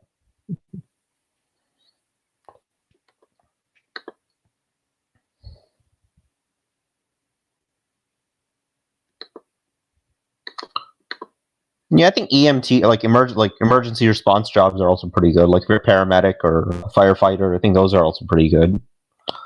I don't know necessarily if paramedics will hire someone with like a criminal record. Yeah, probably not. Yeah, they definitely not. Trucking or construction would be better for you where I am. They generally don't care as much if you have a criminal record. Yeah, but I don't have a criminal record. Well, they need record. people, so. You don't think that I could be a paramedic? I mean, EMS needs people too. They're a little more picky. Well, I could sue them for picking on me for having autism or refusing to give me. Yeah, dude, they're not gonna. That's different. They're not gonna care. Dude, they're not gonna care about autism, honestly. Like trucking, they definitely will not care. They just need people. They just need drivers. Like I think actually recently Walmart's saying they're raising driver salary to like $100K just because there's such a huge shortage of truckers. So you'll usually get a job. I mean, Walmart will still probably want you to get vaxxed though. Mm-hmm. And there's no competition. They still care or not. And there's not that many truckers, so there's not that much competition. Yeah. Or are you on Discord open? I can, dude. I want to send you just a little screenshot of something that iDoc was saying on Discord. Gigi Allen is saying that it was Jay Danks. Jay Danks? That did what? Jay Danks doxed Gigi Allen and me, he says. Oh, shit. I don't think that Jay Danks did anything, dude. Yeah, I thought, if I remember correctly, it might be wrong, but I thought Padre doxed you. At least on Billy. Was Padre a real person, though? Yeah. What do you have on the general? What? No, I DM'd you a picture. On Discord. Oh, dude, is that you with the eggs? I'm sorry, bro. Yeah, it's me with the eggs. I just face doxed you, bro. I'm real sorry about that. Oh, that's not me. That's iDoc. That's a picture of iDoc. Warhammer sounds like the type of guy who doesn't have a foreskin. He is exhibiting the classic traits of lost foreskin angst. That sounds like Big Daddy Giga Chad. He said the same thing. That sounds like somebody that follows Mormon Shaggy. Dude, I'm very sorry, bro, but I just face doxed you. I can end the stream and set it to private. Just now, bro, in the DMs. What do you mean? I've been watching. I don't see my face anywhere. That's a picture of iDoc. Oh, so that's not you. Because he's saying it's not him. That's a picture of iDoc from one of his streams on Bitwave. I'm just saying this iDoc dude's like a real person. That's a picture of him. There's him saying some shit on Discord about you. Like, he's fucking mad. About what, dude? He looks like a little Mexican. That's what I don't get. He's just been like picking on you today. I don't even know him, dude. I don't know who he is. Is he in Plate Gang? I'm not too sure. I don't interact with him that much. I think he's in the server, but... He looks like a little skinny Mexican. He looks like a Mexican Mormon Shaggy. Oh my god. He was actually, it's funny, he's in Texas too. He went to that Kingpin Invitational. He went to that Kingpin Invitational. If you want to show this picture of him at the Kingpin Invitational, there's him. Actually, he looks white. I take it back. He looks like a redneck hick. He's got a bunch of inbred features. He looks like a southern redneck hick piece of trailer trash. Yeah, I just said that, buddy. I actually just said that. What are you gonna do? red. You can't do anything, dude. These internet trolls, they can't do anything. They're probably just wimps in real life. Like I'm trying to fight, dude. They would just back off immediately. Dude, I mean, Warrior, we've already, like, I don't mean to, say specifics, but I know you fucked up people in the past, like, IRL. Like, I'm sure you could beat any of these fuckers in a hand-to-hand fight. Yeah, dude. They only do this because they're safe behind their computer screen. That's the only reason they do it. Like, so they can't do it. I don't think they can't do anything. They can't pick a fight in real life. They're doing. Can you give me a second? I want to play something right fast. Go ahead. I'm muting. I want to play something right fast, just to be irritating. This was from. Can you guess what this is called? It was on Ghost's Radio Graffiti. Radio Graffiti starts right now. Let's play this. This is gonna be funny. All in the world, all this, all that have been wrong. 712 Radio Graffiti. Love for your voice, we're unforgettable. Baby, do. Hold on a second. Here we go. This is hey, eye doctor, this is for you and for Herb. I dedicate this to you guys. Come on, load up. This will be funny, dude.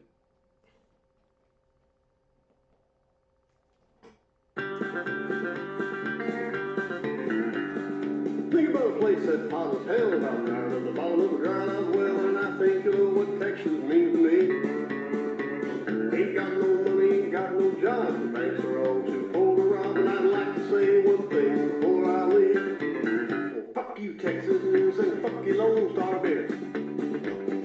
Fuck that fucking Alamo and the fucking Longhorn Steers.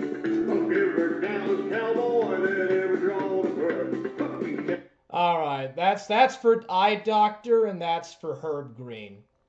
I hope that y'all enjoy it.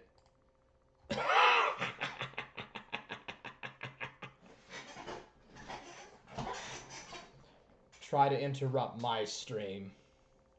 Assholes. Yeah, dude. I'm not serious. Warhammer, you have access to. Warhammer, you have access to your truck whenever you, like your pickup truck. You have access to it all the time, right? Or does your mom use it also? No, I have access to it almost all the time. But it's really okay, old. That's good. Yeah, it's really old. The tires aren't the best. Mm-hmm. I'm not looking at the chat no more. I'm just not gonna pay attention to the chat. I hate to pull a Mormon Shaggy, but I'm just not gonna interact with the chat. Yeah. Yeah, who cares? Like, who cares what the chat is saying? So. Yeah. So. I think it's good you have a way to get a. Oh, sorry, bro. Go ahead. Yeah, it's good you have a way to get around those. So, like, I mean, like, I'm hoping that I'm hoping trucking school will help get your CDL, and then you can go out and just make some good money. So, yeah, I mean, if you need to, I think I wouldn't mind. Like, if I were you, I'd probably move to to Dallas. Like, after getting the license, I'd probably just move to Dallas or Houston just to look for work. Okay. Yeah, I would love to live in a city, bro, but isn't it kind of high for the apartments? I mean, I'll make good money, of course, from my job, but what about if I get sick with COVID? I would say, dude, like, when looking for housing, dude, like, I would just say I mean, dude, if you catch, like, I'll be honest, dude, catching COVID it's not as big as a deal as the media pushes it. If you catch it, dude, and, like, once you catch it, it's just treat it like the flu, man. It's just, it's not going to kill you, dude. It's not as dangerous as they push it out, as. So. Yeah, I mean, I'm pretty young and I'm pretty healthy. I don't think it's going to really affect me that bad. I'll get over it. Yeah, dude. Yeah, like if you just like eat healthy, like if you have a healthy diet, then you're like actually there's a study showing if you follow like a vegan diet, like the chances of you getting COVID are much lower than. It's true actually. So. I did not know that. Yeah. Actually, I did not know that. Yeah. Like, what's your thought on like vegetarian and veganism? Do you think Are you fucking vegan, Mac? I'm vegetarian, not vegan. So I mean, I'll eat cheese occasionally. So I've never tried it. There are vegetables that I do like. I mean, I will eat vegetables, but I'm more of a meat eater myself. I like meat. yeah, that's fine to eat a little meat. Yeah, just keep your make sure you're eating enough like fruits and vegetables. You'll be good. You'll be fine. You'll be safe from COVID. So. And especially at this point, dude, like that new variant that came out, the Omicron variant. Actually, one good thing about that was it was more contagious, but it was also less lethal than the previous variants. So it's like even if you catch it, you don't really get that sick. So and it kind of gives you some herd immunity to like even the more lethal variants. So. Oh yeah. You know, dude, Burger Boy might as well just be a gay cowboy with his progressive country accent. He could just be a gay cowboy. Yeah. Yeah. Did you hear him laugh, dude? He laughs like the Wicked Witch of the West. Dude, he sounds like he just sounds like a grown man who has nothing to do in life. That's what it sounds like. Just spends all his day on the computer. So. Well, don't we all, bro? I mean, it's really hard to actually fit in society, bro. When you're growing up, it's really hard to fit in this world. And you know, things are just hard, man. Like there's a lot of high stress and there's a lot of like mental illnesses now. All sorts of different mental illnesses and stuff, and like, you know, people want to escape. That's why people spend so many hours on Call of Duty and video games and stuff, bro. Yeah. But there's more to life. I mean, you know, like you can go and enjoy yourself outside, or just like, I think for you, you'll be good, and I think you'll do fine, dude. Once you find employment, dude, I think you'll see like life will change for you. I know it just takes time, but it just once you're out there, dude, you'll see like the early church struggled too. And if you look at the early church, they had to deal with persecution, and so it's hard out there. But once you find employment, you'll be doing well. So. You think so, man? Yeah, I think so. Of course, absolutely. I mean, you're a smart guy, dude. I mean, you saw through Eric John Phelps and Dre Shelton, dude, that you were able to see through deception. So. I know, bro. I can't believe that they were like that. But I figured it out, man. Yeah, dude, they're evil guys. They're evil. Both of them are evil. Both of them are evil. Yeah, they really They're are. both charlatans. And Jay Dyer, yep. too. Jay Dyer. Yep, absolutely. They all are. Yeah, Alex Jones. I don't think they're as bad as Alex Jones. Mm-hmm.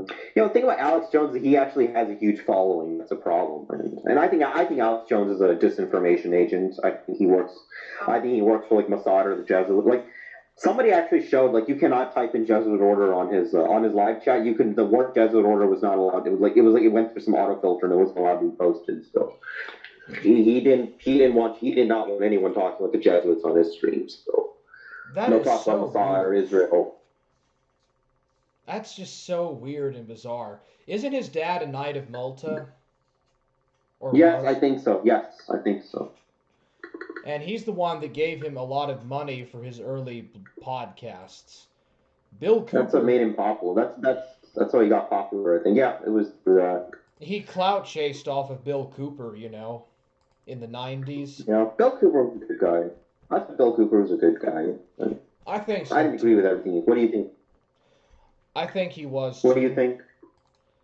Why did they kill him, dude? Like, what was the purpose of him being killed like that? Well, he was actually predicting. He actually predicted that 9/11 would happen. He was saying that in a couple of months there's going to be a big event and they're going to blame it on Bin Laden. So he was calling that out. He actually figured that he actually uncovered the trails and found out that 9/11 was going to happen. So I think that's what did the deal for him. So. You don't think he was a product of MK Ultra? Dude. No, I think in his early days it was just a little. I thought his like earlier stuff, like his UFO stuff, was like delusional. But later on, I think he just moved away from.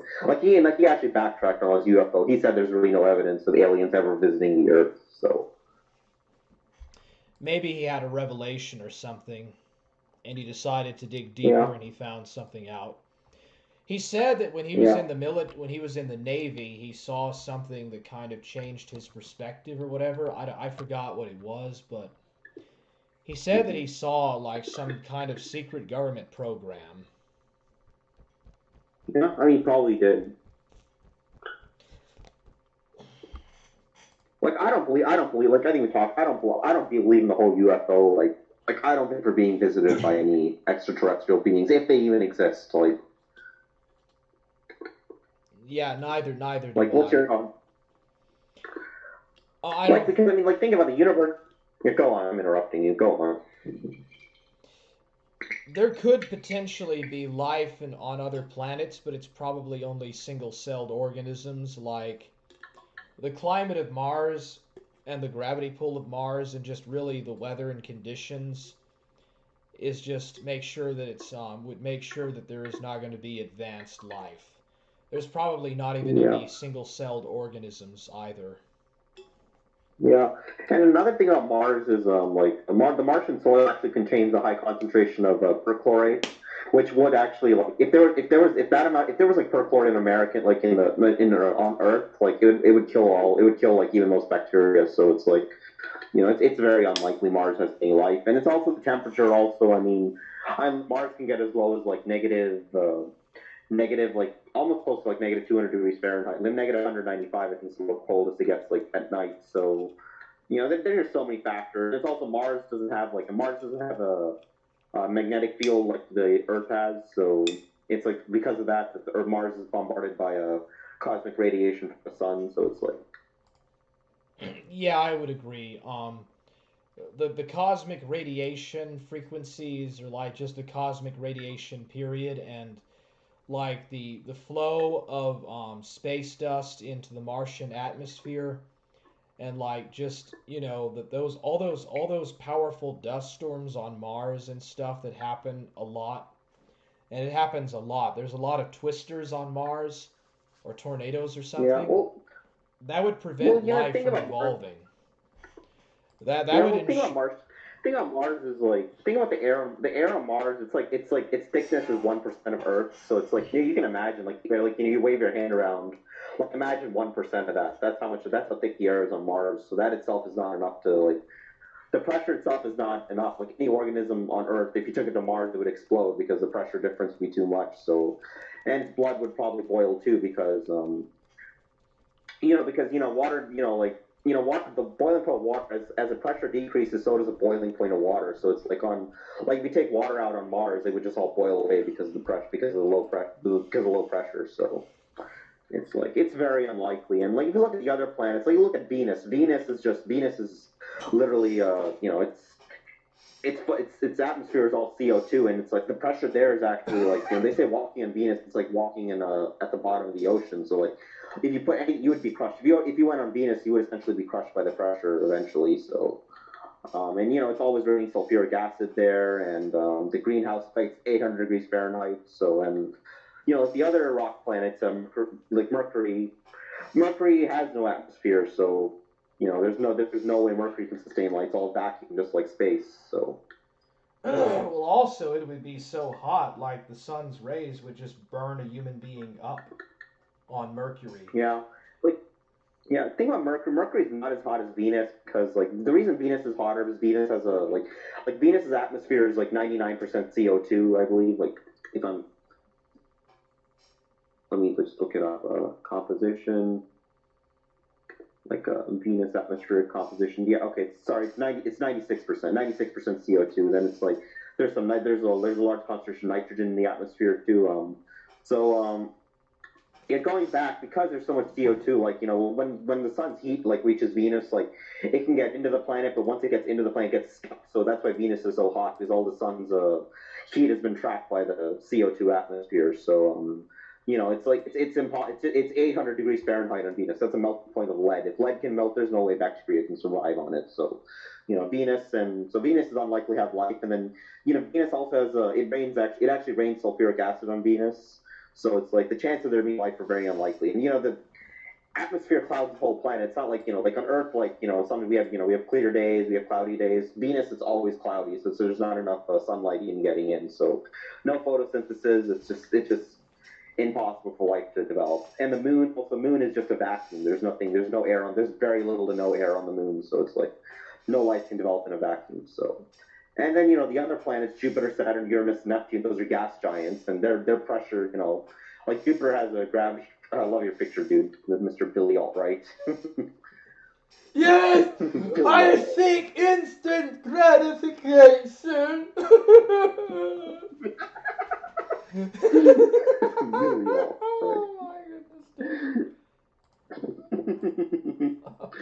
Oh, poor Drake. I kind of feel bad for the guy at times, but he's a... Yeah. Oh, go ahead and continue. So what was I going to say? You were talking about... what I'm saying is, the other planets, they're all gas giants, right? So they don't even have a surface for life to evolve on. And then, I don't know if have you heard about some of Jupiter's moons, though? Have you looked into those? Yeah, like Iopa, Ganymede. Io. Yeah, exactly. Yeah.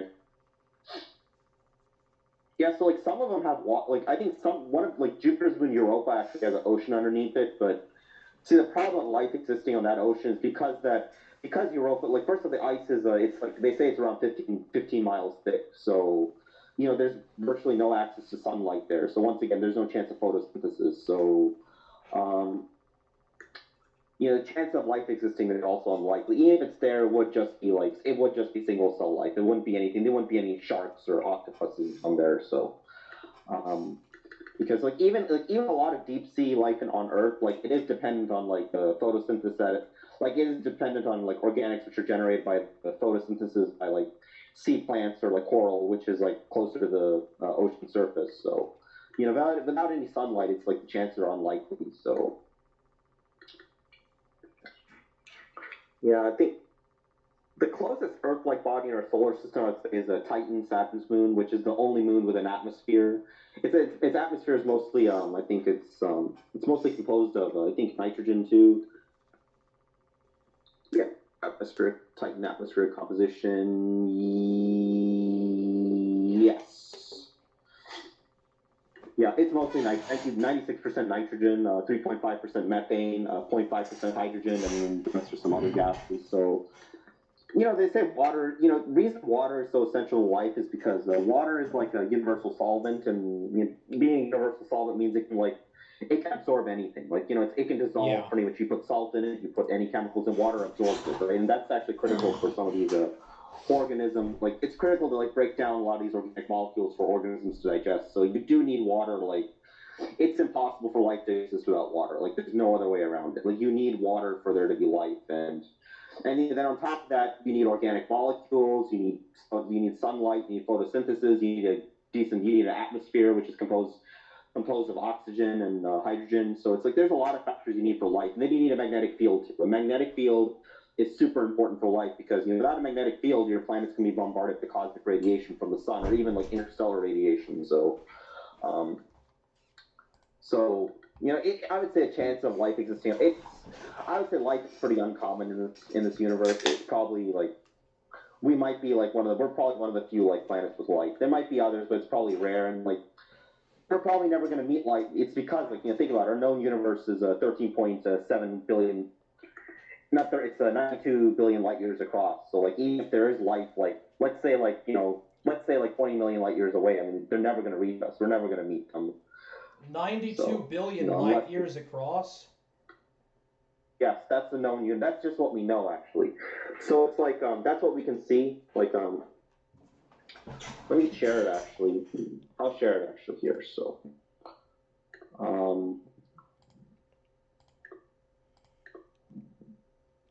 I'll let you do it, bro. Yeah, here you go. So known universe. So this is like a map of the known universe. So it is around, like, let me bring up the... There's an open image. Oh, they found a new galaxy that's like 13 trillion years old, or 13 trillion years old.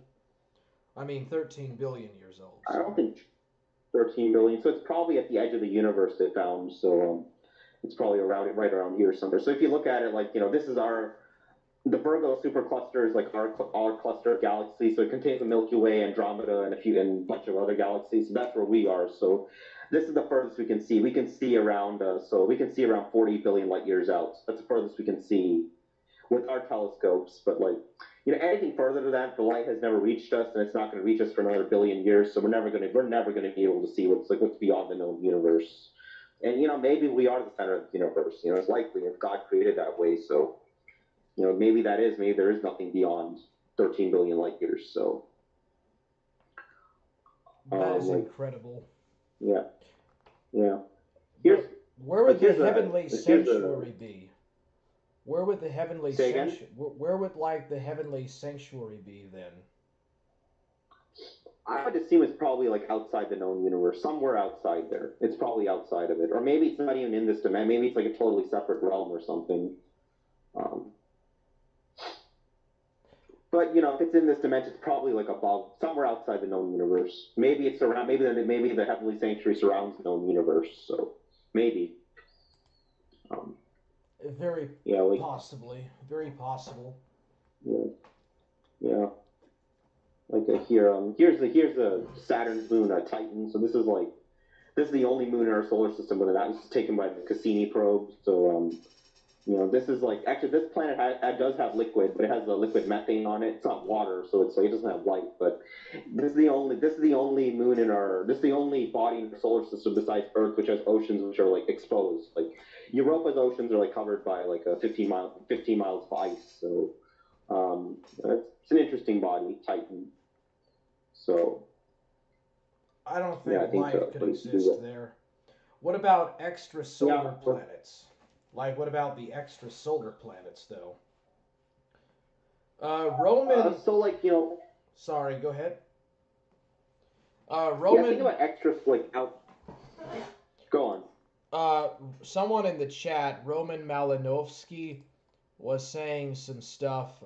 The moon's Hermit crater that was detected to be minus 410 degrees Fahrenheit, minus 250 degrees Celsius, 25 K, making it the coldest temperature measured anywhere in the solar system.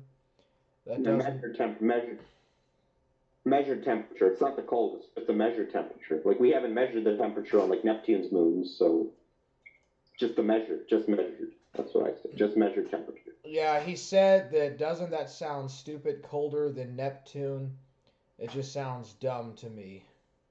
Yeah, it's because it's not the coldest temperature in our solar system. It's the coldest measured temperature, yes, but it's not the coldest. So I'm sure there must be a colder part. Look, if you go out to the Kuiper Belt, the Kuiper Belt is a region which surrounds our solar system, after Pluto. It's actually what Pluto is a part of. So it's kind of like the asteroid belt, except it's mostly full of ice and comets. If I were to stand on Pluto and jump like I do on Earth, wouldn't I just fly out of Pluto's orbit? It's so weak of gravity. Yeah, you probably jump high. I don't know if you fly out of the orbit, but probably half a kilometer up. The gravity would be so weak. Let's see. What's accelerate? Oh, did you see when Armstrong was on the moon, there was a capsule or a Soviet satellite that kept going over them, and it was going around the moon 15 or 25 times the whole time that they were on the surface of the moon in 1969. Supposedly. I don't know. Yeah. Yeah, moons of Jupiter have a lot of potential. They're interesting places to visit. I would love to get I would love to get like a high quality mapping probe around Jupiter, which we can map all four of the Jovian moons, Io, Europa, Ganymede, and Callisto. We need to do a little bit, like we've mapped all of Mars. Like those moons haven't really been mapped properly yet, so if we can get a new probe around there, so we can go for it. We were talking about some moon around Jupiter. What are you talking about, bro? That's why I don't read the chat. Oh, go ahead. Sorry, bro. Yeah. I don't know. Like, I think, like, when it comes to space exploration, I think going to the moon is, like, the best, that's probably, like, the best place. Like, we should, like, I think it was pretty stupid when Barack Obama canceled the last return to the moon program from, like, the 2000s. So, like, I mean, why would you not return to the moon? I mean, we barely, like, when we went to the moon, we barely were there for, like, the longest we were there for was, like, 3 days. So, like, why would we not go back? I think we should go, as a species, we should go back to the moon. Like, I think. How are they able to stay on the surface of the moon for 3 days? There's no way they would have had enough oxygen. Well, they have to conserve it. That's what they have oxygen tanks on the lunar module. So yeah, like so what they did is like when their suits ran out of oxygen, they went back to the lunar module and they had to refill them. Like and they couldn't stay on the surface continuously because your oxygen would run out. So yeah, they did have to go. It was only on Apollo 17 where they stayed 3 days. It was like they were there for like 75 hours, I think. Yeah.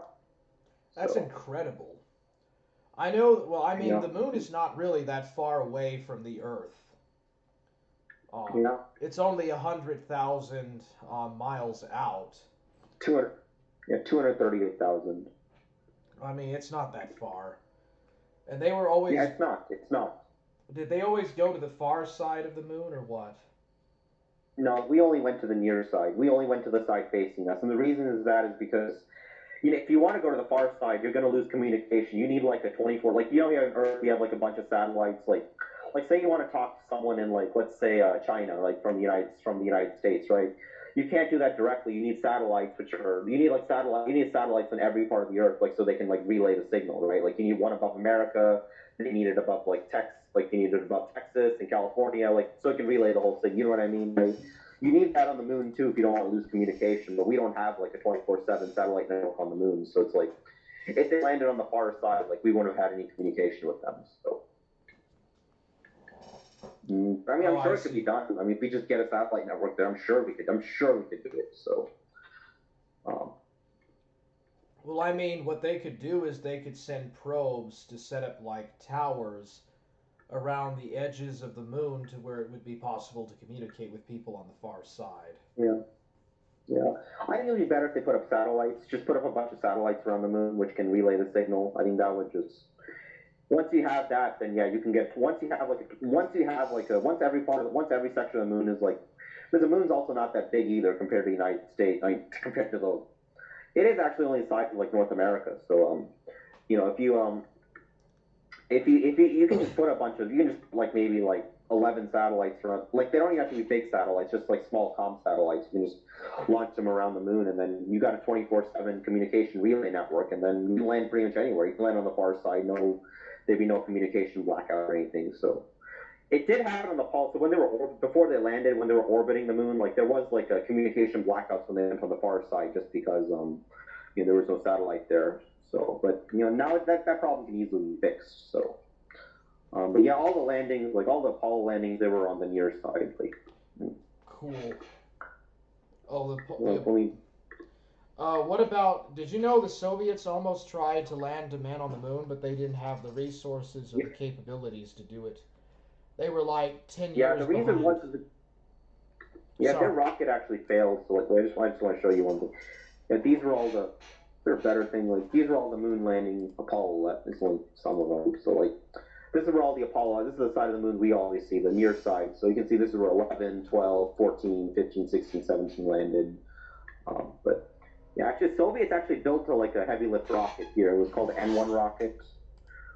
Yeah, this was a rocket they built to send astronauts to the moon. The problem is they never got it working because it used it had I think I forget, it had 30 engines on it. I forget the total amount, and like the reason is some of those engines would fail to fire up, so it's like the design was never going to work. Like the American Saturn V rocket, like it only had 5 like large engines, which were less like, having 5 engines, the chances of failure are much lower. So the Soviets just didn't do a good design. We got the better design with Werner von Braun, so that's how we made it. So like, yeah, here's pictures of the Saturn V rocket. So yeah, that's that.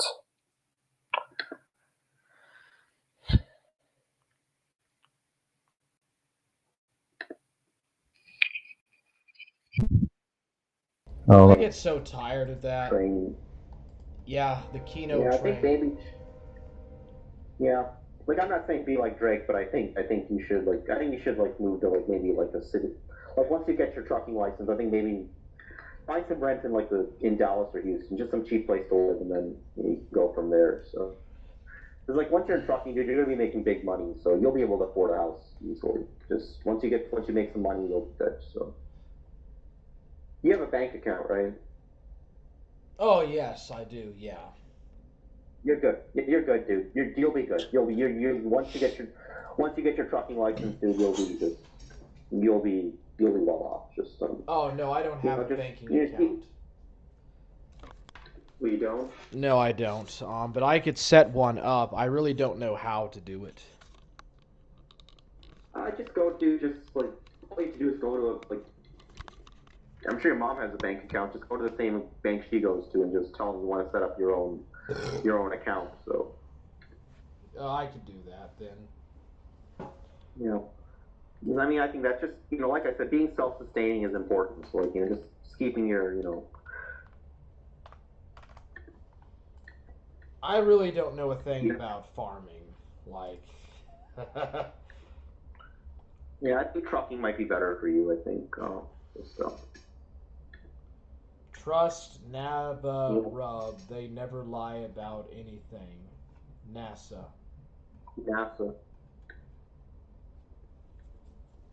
The moons of Jupiter have a lot of potential. Ganymede potentially may be a place with liquid water. I think we were already talking about that. Yeah, Ganymede also thing about Ganymede though is Ganymede has see Europa's ocean's underneath some ice, it's underneath 15 miles of ice. Ganymede has a solid rocky surface just like the Earth or Mars. So it's the ocean's actually underneath that rocky surface. So I'd say the chance of life being there are even more unlikely because that ocean's been closed off from the solar system essentially. So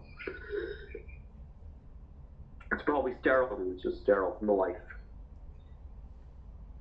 Oh yeah. Probably so, and also the chemical composition is probably different from how H2O works on Earth or the oceans of the Earth. So. Yeah, well, the oceans might be alkaline. The oceans might be completely alkaline. They might even be more salty than the oceans on Earth. So if they're the higher the salt level, the less there's some salt lakes the Salt Lake Great Salt Lake in Utah or the Dead Sea in Palestine and Israel those oceans are practically void of life because the water quality is so salty. So if Ganymede's ocean is super salty, then chance of life of developing there are even more unlikely. So and that probably is the case. So. What do you think about? Never mind. You think it's possible that we could build a moon base? I don't think that back in the Obama era that we really had the technology. And even in 10 years, we may still not have the technology to settle back on the moon. No, I think we have this is my opinion. We have the technology to build a moon base. It would just be a large. It would just be cost a lot of money, and NASA's budget is only 0.05% of 0.5% of our total federal budget. So it's that's why the original program got canceled because Nixon didn't want to fund it anymore. I'm not spending money on this. So I mean, we built a space station, so I'm sure we could build a moon base.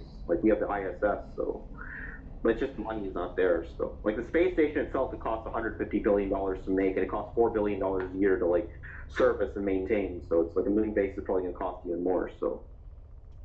400 billion to maintain. 400 billion. 4 billion. Yeah, 4 billion. 4 billion a year to maintain. 4 billion. Oh, that's not that much for the government. Yeah. That's Yeah, not, 4 that billion shouldn't be is that much. such a small. Yeah. I mean, compared to the amount of like the Department of Defense gets like 700 billion dollars a year. So, NASA's only like NASA's like 22 billion a year, 23 billion. So it's like. Yeah, I think that we should invest less on the State Department and like abolish. We need to get rid of the Department of State. We need to get rid of the Department of Defense 100% and change it back to the Department of the Army and the Navy and Air Force or whatever. And also, Yeah, the Department of War. It was originally the Department of War. That's what it was called. Department of War. That's what they called it initially. Yeah, first department I'd get rid of is Department of Homeland Security. That didn't even exist. Like, I mean, we never needed a Homeland Security department until George W. Bush created it just to like respond to terrorism. But we were perfectly safe without it. So it's like I would get first thing I'd get rid of is Department of Homeland Security. That's the first one I'd abolish. Yeah, I'd say maybe the I guess you could keep the CIA. CIA just needs to be like reformed and just yeah, I'm fine with the CIA. Fire all the. Yeah, just fire all the Jesuits all the Jesuit like trained like officials. I'd fire all of them, but you could probably reform it. NSA. I'll get rid of the NSA. NSA should not exist. Okay, that's a job. Let the FBI and CIA handle security. Like, get rid of the NSA. That's just spying on people for no reason. So. Well, the NSA is globalist. The people that work for the NSA are like anti-American. The FBI and the CIA at least are patriotic. Yeah. Yeah, they're more like this. NSA is also part of that Five Eyes Alliance. Five Eyes Alliance between the United States, Canada, Britain, New Zealand, Australia. So it is globalist. Sure, that's a good way to put it. It is globalist. It's not American. Oh yeah, we need to get rid of that and get rid of the British intelligence infiltration in the United States. All the British intel agencies that work in this country with co-intel, that's got to go. Yeah, kick them out. Just kick them out. Come go back to Britain. I agree. And all the Jesuits. All the Vatican influence that needs to go too. That's probably the worst thing that needs the Vatican influence. That's like. Yeah, they need to go back to Switzerland and Vatican City. Yeah. What's our agency we should abolish? The Federal Reserve, of course, and the Federal Reserve that's controlled by a Jesuit, Jerome Powell. He's a Jesuit. So. If we abolish the Federal Reserve, we won't be able to fund NASA though. We'll have to find another way to get that $1 billion. Well, like I would do, like first, like all the printing of money, I'd give the function back to Congress, like as the Constitution didn't originally mandate. Because originally, the Congress is the one that controlled the interest rates and the money supply. So, it wouldn't be really abolished. It would just be giving the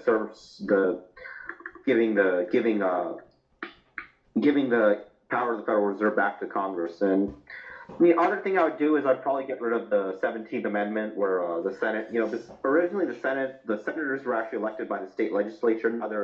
Now they're elected by popular vote. So I'd probably give the power back to state legislature. That would let the senators be more accountable to the state. And that's the other thing I would do. Repeal the 17th. That'll divide the United States if we do that into more regional interests. That'll be more gerrymandering of votes and legislations between senators and congressmen. They'll be more interested in serving their own states and communities than the entire nation as a whole. Yeah. Mm-hmm. Do you believe in states' rights? I mean, if we were to follow like what the Confederacy did, we would not be able to have enough of a federal government that would be able to manage that money. There has to be a balance of it, like. Oh, absolutely, yes. At least something closer to the Constitution, the federal Constitution. Yeah. Well, I think there's like parts of the Constitution that need to be amended too. Like one amendment that needs to be added is that.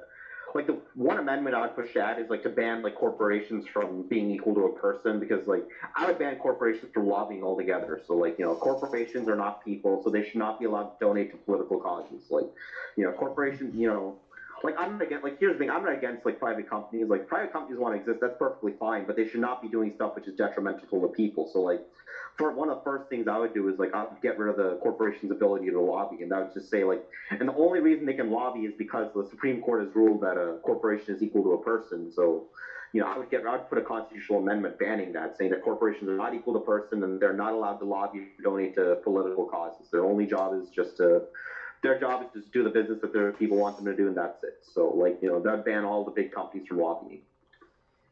Yeah, that happened. That happened after the Civil War with the what were those Republicans called? It was like, I forgot what they were called. The political machines of those Republicans. They set up yeah, big and it was due to like corporations. some coal. It was like some coal lobby dispute or something was wrong. Like,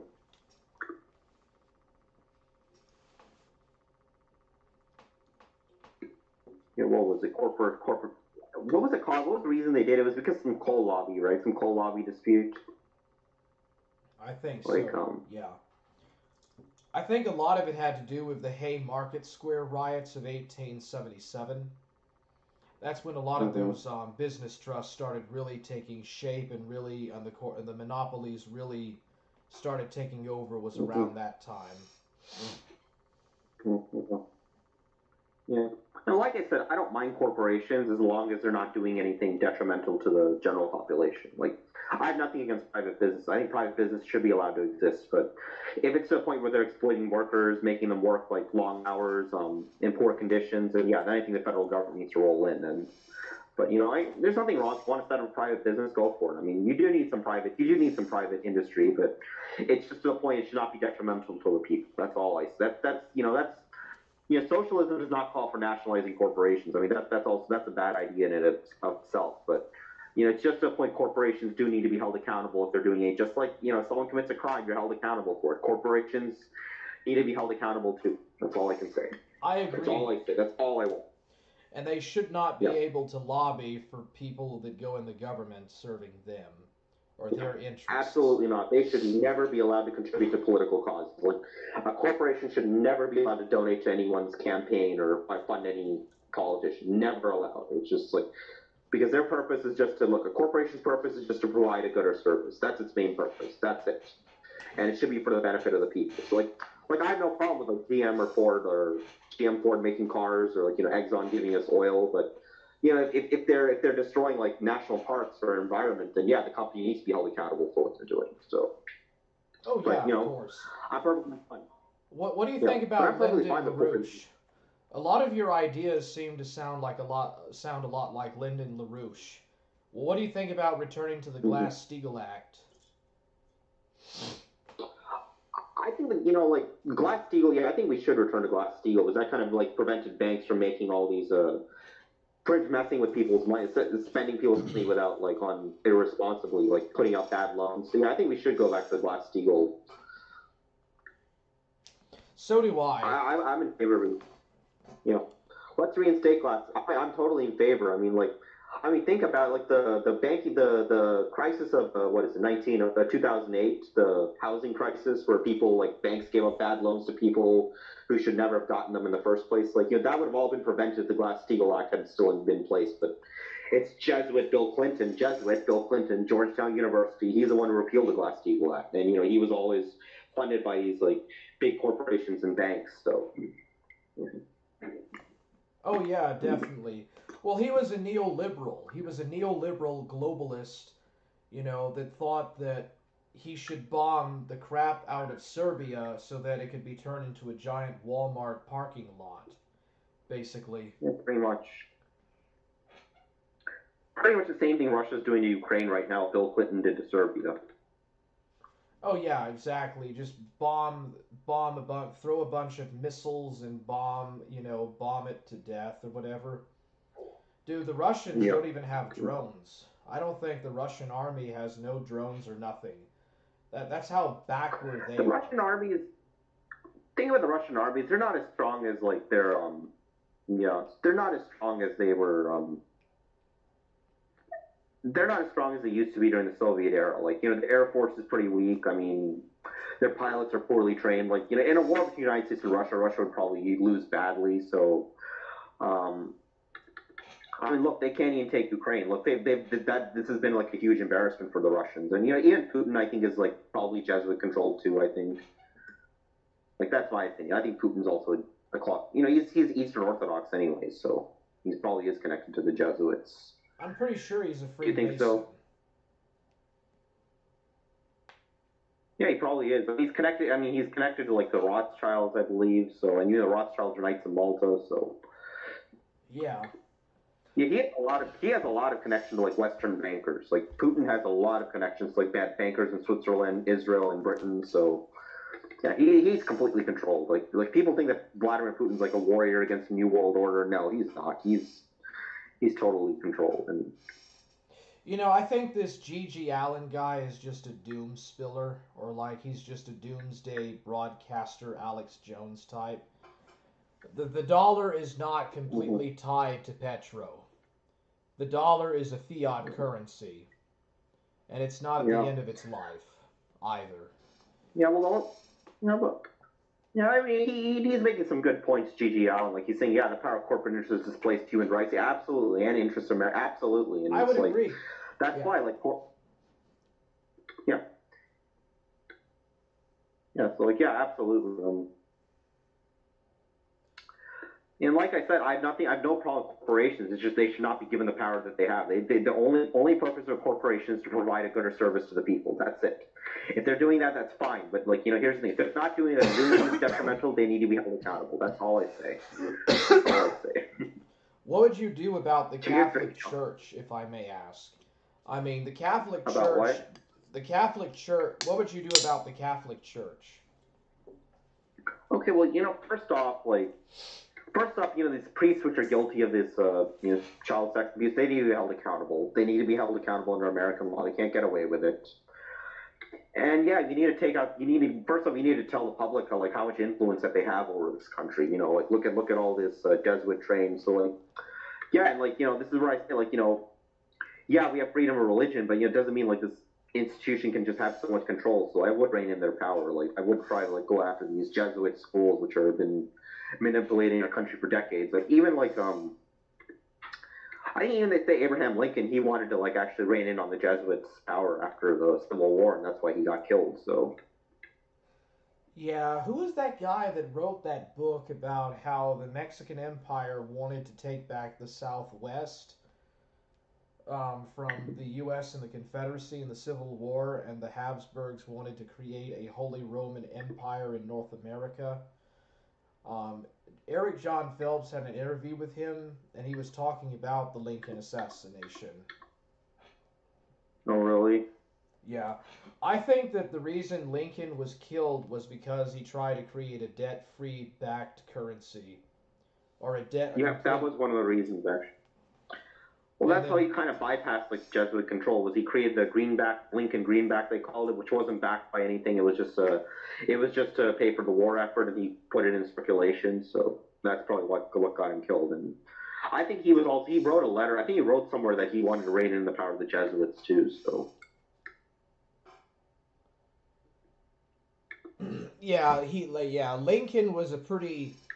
Lincoln was a very progressive. I mean, not progressive, but he was a pretty competent guy. He knew about the Rothschilds and the Jesuits and the Freemasons, and he wanted to try to fight them. But I read Lincoln was a deist. Lincoln, I don't understand if he was a Baptist or a deist. I think he was a deist. He was a deist. I think he was too. He was very influenced by Jefferson. He was very influenced by the writings of Thomas Jefferson, and he was definitely a deist.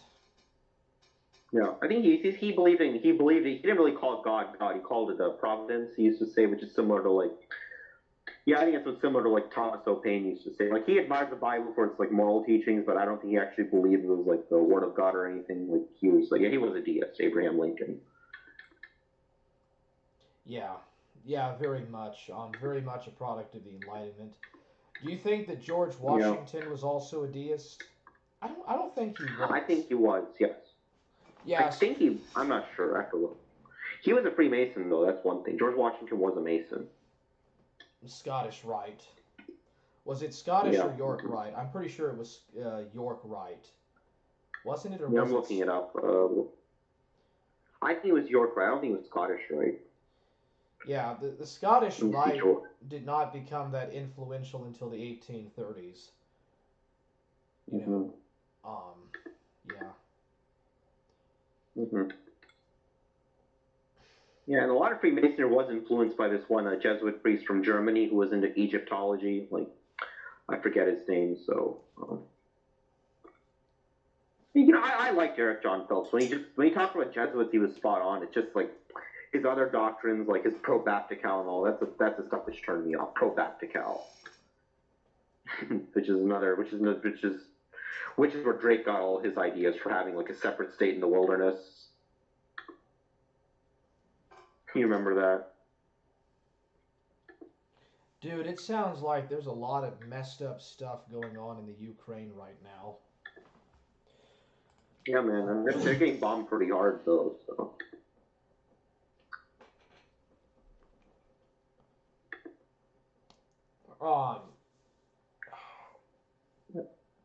You never spoke to Eric John Phelps. Did you ever speak to him directly, or you just listened to him? I called in a couple of times, and he sounds just exactly on the phone like he does on his thing. He sounds to me, he sounds like a doomsday broadcaster. Mm-hmm. Just like Drake Shelton. Shelton's not much of a doomsday guy, though, Mr. Shelton. No, he's really not. That's why I liked Shelton. I still respect him a lot with what he said, because he's not like a prophet of doom, like Eric John Phelps is. Mm-hmm. But his ideas were wacko. Like.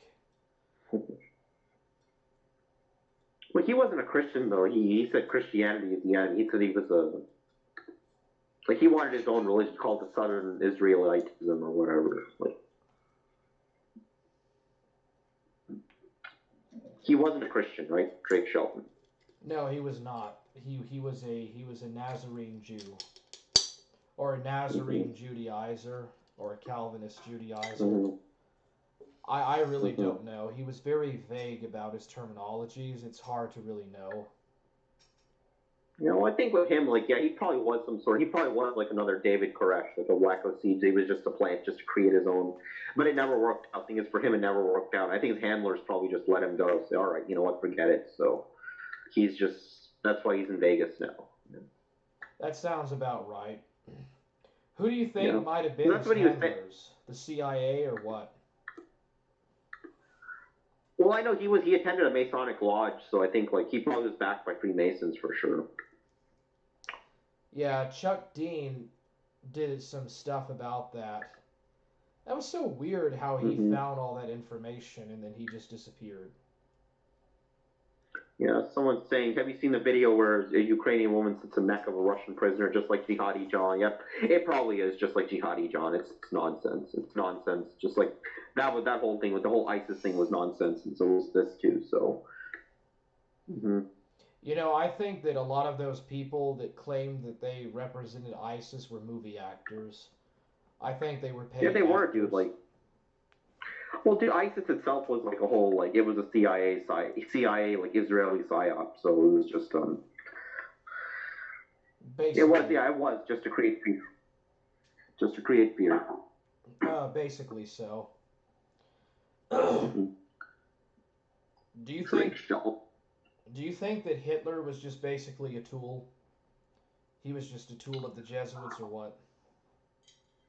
I think he was manipulated to some extent. I think, like, by the Jesuits. I think because, like, actually his book, I think the editor for his book, Mein Kampf, was a Jesuit priest. So I think he was manipulated by them to some extent. Like, but I don't know. Actually, like, there was a time. Actually, Germany. I was looking online. Like, Germany did like persecute the Jesuits later on. So it's like maybe they turned against them. I don't know. Like, I read somewhere that a lot of money from Kuhn Loeb and Warburg was given to the early NSDAP, but then they turned against the Rothschilds, and like they turned against their handlers, and that's why the Nazis lost, or that's why they were blown out. Maybe so.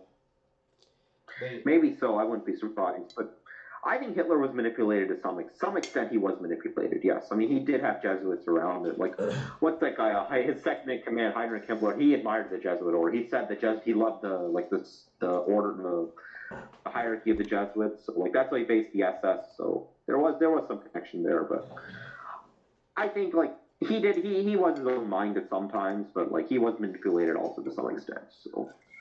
Yeah, I was going to say that that G.G. Allen guy, he's kind of, I think he's trying to like get us to talk about violence or violent subjects to report our video and get it taken down. So I would be careful about reading out loud what he says. It could get the stream taken down. Yeah, he wants to get the stream taken down. I'm pretty sure. I won't mention it. Well, I mean, I'm not telling you what to do. I'm not telling you what to do. I'm just saying, you know, he in the past he has tried to report my stream. Mm-hmm. So, anyways, what were we talking about? Yeah. So there's everything pretty much. You don't think there is no life anywhere in the galaxy or the universe besides here? Like I said, it's possible, but I think we're never going to meet it. We're never going to meet life from any other worlds, so it's like probably not. Yeah. So it's like, yeah, you know, it's likely maybe God is the only planet where God created. Like, you know, it's like you think about it, if we are the only life here, we would be like, it just shows how special we really are. So. What do you think about have you seen Black Pigeon Speaks? Have you ever seen his videos? No, I haven't seen them. Well, Black Pigeon... I haven't seen these. I think Black Pigeon Speaks is Catholic, but his interpretation is that the universe was guided and evolved, and that mankind did evolve and evolution happened, but it happened in such a way that we experience the universe, or the universe experiences or observes itself through us, and that we are ultimately a product of God, or the creation of God, through natural evolution. I mean, certainly possible, but I don't know. Like, I think it's kind of going too far out there myself. It doesn't seem to make any sense. There's no coherency. There has to be a set of doctrines. Well, you know, here's the thing. If you look at the records of human civilization, like the oldest civilization, the three oldest civilizations were the Egyptian civilization, the Mesopotamian civilization, and the Indus Valley civilization. So, and all those civilizations, they date to like 3,300 BC. And if you look at like the Bible datings, that actually dates like right after like the Tower of Babel. So it's like, it's like, I know they always try to say the Bible's not archaeologically accurate, but actually, well, this is like, can I ask you what Old Testament translation you think is best? Like, do you think you like the Masoretic Hebrew or the Septuagint translation? The Masoretic Hebrew. I like that the best. Mm-hmm. Maybe I'm biased towards that. I don't know. Well, like, here's one thing I think the Greek Septuagint did get right. The Greek Septuagint did get the datings right for the creation. Like the Masoretic Hebrew that the flood is dated like 2000 BC, but I think the Greek Septuagint puts it around 3300 BC, and that actually fits perfectly with the Bible narrative. Because it's like when you know, like it fits perfectly with modern history, because that's exactly when civilization started. It was around 3300 BC, like right after the Tower of Babel. So.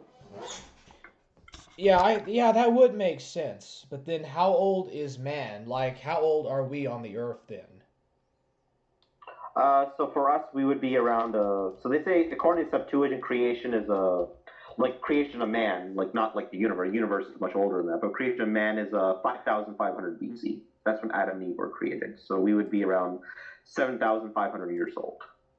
That would make sense, actually. But then, would you? Yeah, I'll send you a video on. So if we were, what about? Are you a gap creationist or what? I'm open to different theories. Like I think it was like the 6 days they talk about. It's like the 6th day was probably just one day where he created Adam and Eve, but the other days they probably were like a large period of time. So and they probably were not necessarily the same length either. So it was just 6 periods God created heaven and the earth. So it could have been literally 7 days of creation, like the days we have now. But I know that it said that it says that there are waters in the midst of heaven, or that there are waters within the firmament of the sky. And then during the flood of Noah, it said that the heavens opened up and brought down the waters, or the waters came down and the heavens were opened up. Yeah. So that's probably it what probably happened. was during that. Sorry. I think the firmament was just like what I was saying is I think the firmament was just some extra layer of atmosphere full of H2O, and then after the flood, God just released it, and it's just been here ever since. Like the firmament is the water we have today. So. Did you know that geologists have discovered like large caverns of oceans under the crust of the earth? No, I haven't heard about that. That sounds pretty cool. That could be where all those waters and the flood went to after the end of Noah's flood. Maybe. Potentially. I don't know. What do you think about Ararat being where the Noah's Ark is at?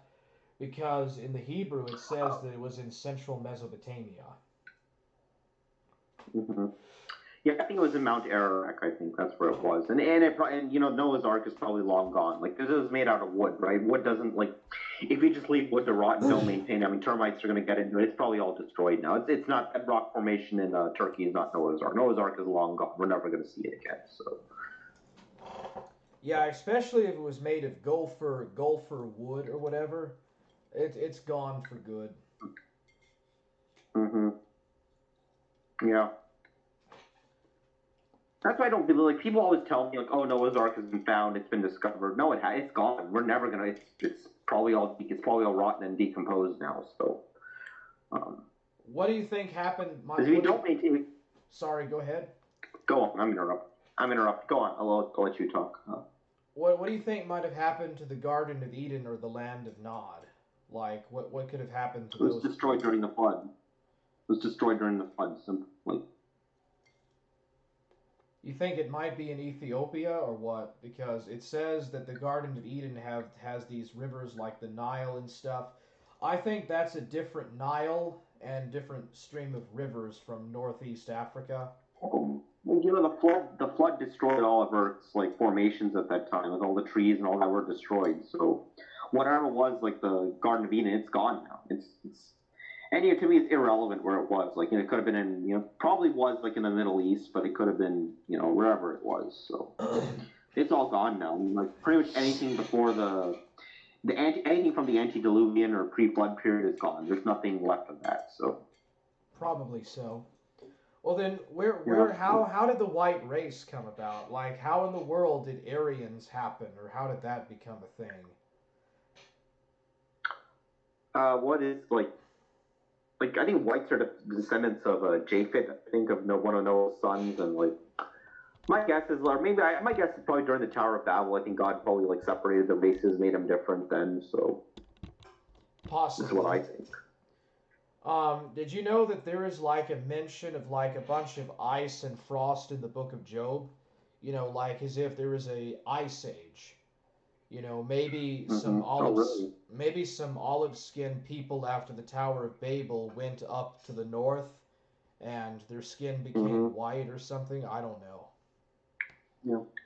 Yeah, but I mean, like the reason Europeans have white skin is because Europe is like doesn't have as much sunlight as like Africa per se. So like they don't need as much melanin in their skin. So like in Africa it's hot and you're getting consistent sunlight. So that's why God probably gave them darker skin.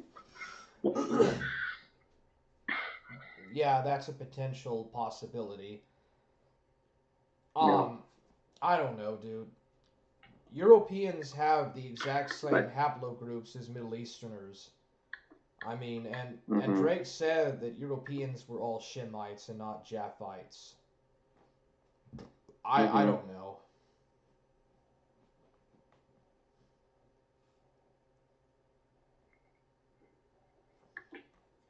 Yeah, maybe so, maybe not. But What do you think about the prophecy, the prophecy in Revelations? Somebody said that it'll happen. The end of days is going to happen around the year 3370 A.D. because it fulfills a prophecy of the temple when the times of the Gentiles is fulfilled. could be true. I mean, but here's the thing. Jesus said that no one knows the day of the coming of the Son of Man. No one knows but only God the Father. So. Isaac Newton tried to write a lot about it too. He said that 2060 was the end of the Gentile age, or something. No, who knows, dude? It's way above it's like, my to be pay honest, grade. didn't Jesus say that no one? He said that no one knows the coming of the Son. No one knows, not even the angels, nor in heaven, nor the Son, but only the Father, right? So it's to me, it's irrelevant.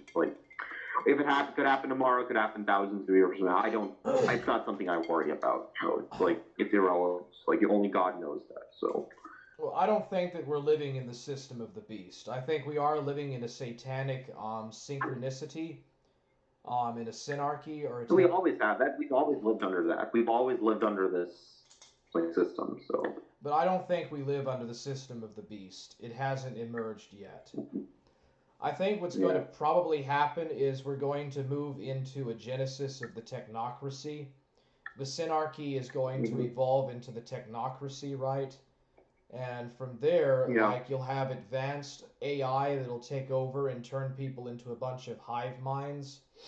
And that's probably when space exploration will really take off. And then from there, have you ever read the Dune books? No. I haven't read those, no. Well, in the Dune books, they actually destroy all of the computers and AI in the galaxy, and they create genetically modified people to replace it.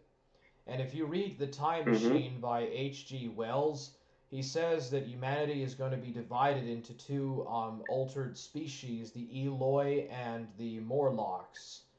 And the Morlocks, the Eloi are the slaves of the Morlocks, and maybe that's what's going to replace the technocracy.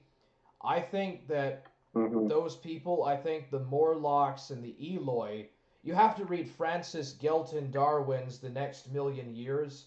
I think that'll be the next stage, and then after that, I think those things will be destroyed, and then the system of the beast will emerge as a result of those genetically modified beings replacing artificial AI. The system of the beast will replace them. That's what I'm thinking. Okay. Yeah, it's certainly possible. So, you ever seen the movie? Have you ever seen the Animatrix? Animatrix. What's going on with my stream? It's like someone hacking us, or if you look up the Animatrix, it was animated. It was like a bunch of shorts, animated shorts. It was like a prequel to the Matrix movies, essentially. So it actually shows the history of how the Matrix came to be, and actually shows how humanity became lazy because they developed all this AI which didn't want to work for them. So. No, I haven't seen it. Maybe I should watch it then. The Animatrix. Yeah. You've seen the Matrix movies, right? Have you seen the Matrix movies? Only the first one. Yeah, this is a prequel to the first Matrix. I'll post it in the chat there. So it's in the main. So if you want to check it out, so I think you'll like it. It's anime. It's Japanese anime style, so it's pretty good. So. Somebody said that Bronx Beats is under 18. And that, somebody is trying to groom Bronx Beats. But Bronx Beats is under the age of 18, so don't worry about what he says. Okay. He's asking, are dinosaurs fake? No, they're not. There's fossil evidence they existed.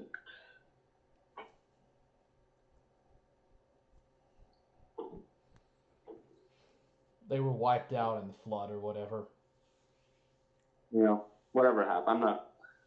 They did, as far as I know, they did exist at one time. Not anymore, but they did exist. So. Well, I mean, giant reptiles is not my speciality. Me neither.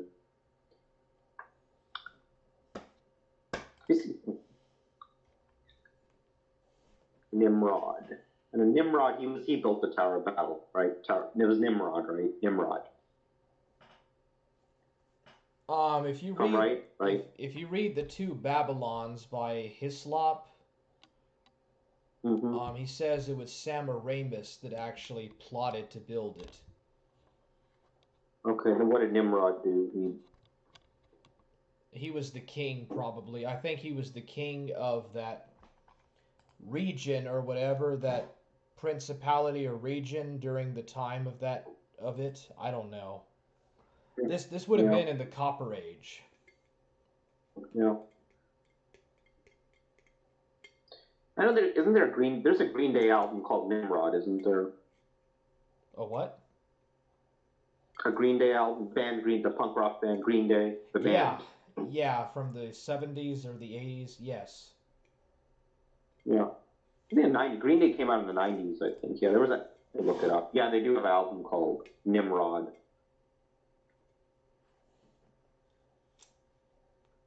Nimrod. Forge, I used to like Green Day a lot as a kid. Forge gang, let's go. Yeah. When I was a kid, I used to love Green Day. When I was a kid, I used to love them. But... I think that you would enjoy talking to Puck. He knows all about like all those different music bands and stuff. He's got all the albums and stuff. He knows like all the 80s bands. All the 80s punk bands. What's your favorite band? What's your favorite band? What kind of music you like? When I was a kid, it was NSYNC. But now I don't really have a favorite one. That's okay. Forge King. That Drake Shelton photo is report. That's hilarious. Billy Albright. I can't even understand what he's done. When he makes those, I don't even understand what he's saying. Who is he trying to make fun of? He's trying to make fun of like the Trump supporters, or I don't even. The Billy Albright thing was making fun of QAnon theory, I think. At least at first. That makes sense. And then later it was to make fun of the NEETs. It was making fun of the NEETs. Yeah.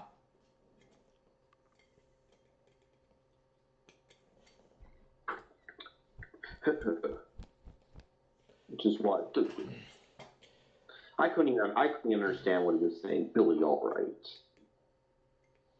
I don't think that he realizes that younger people have way less opportunities than the baby boomers had. Like, most people under 30, when they work, they don't even get paid vacations. Yeah. Well, the problem is like, because college is so expensive these days, it's just like, that's why they don't have the opportunities that were available back then. And that time, you didn't even have to really go to college to get a decent paying job. You could just like finish high school and you could get something decent after that. So. Yeah, absolutely, bro. But it just, after 2008, it just got horrible. Yeah.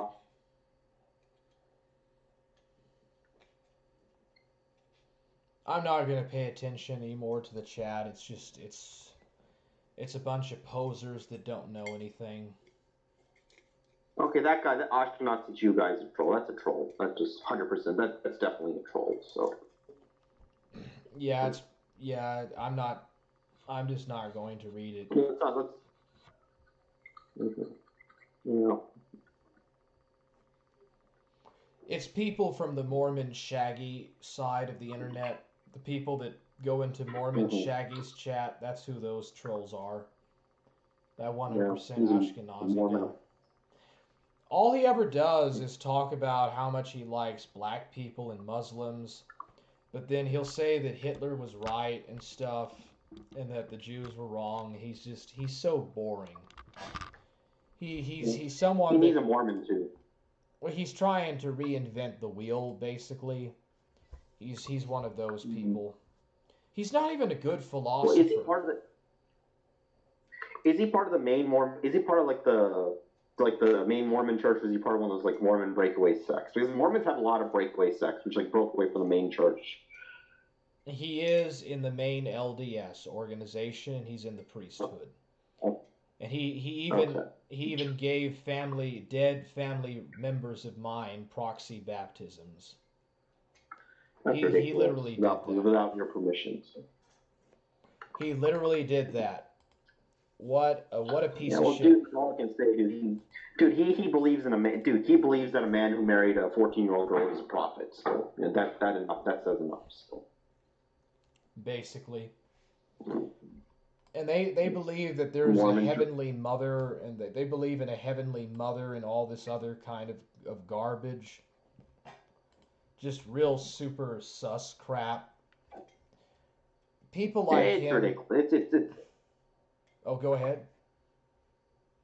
Yeah, it's ridiculous what the Mormon Church believes in. So it's not worth it. They're not worth anyone's time. Like it's like if you see any missionaries, I usually just tell them you're not interested, and that's it. So.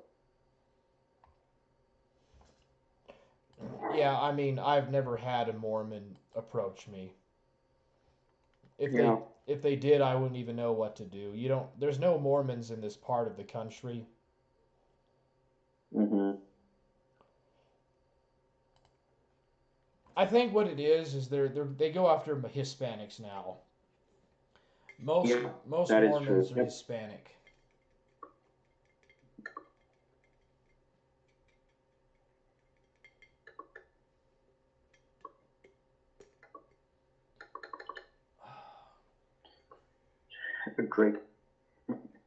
Drake Shelton. Mormons, Jehovah's Witnesses, and Drake Shelton. What do the three all have in common? They're all three cults. They're all cults.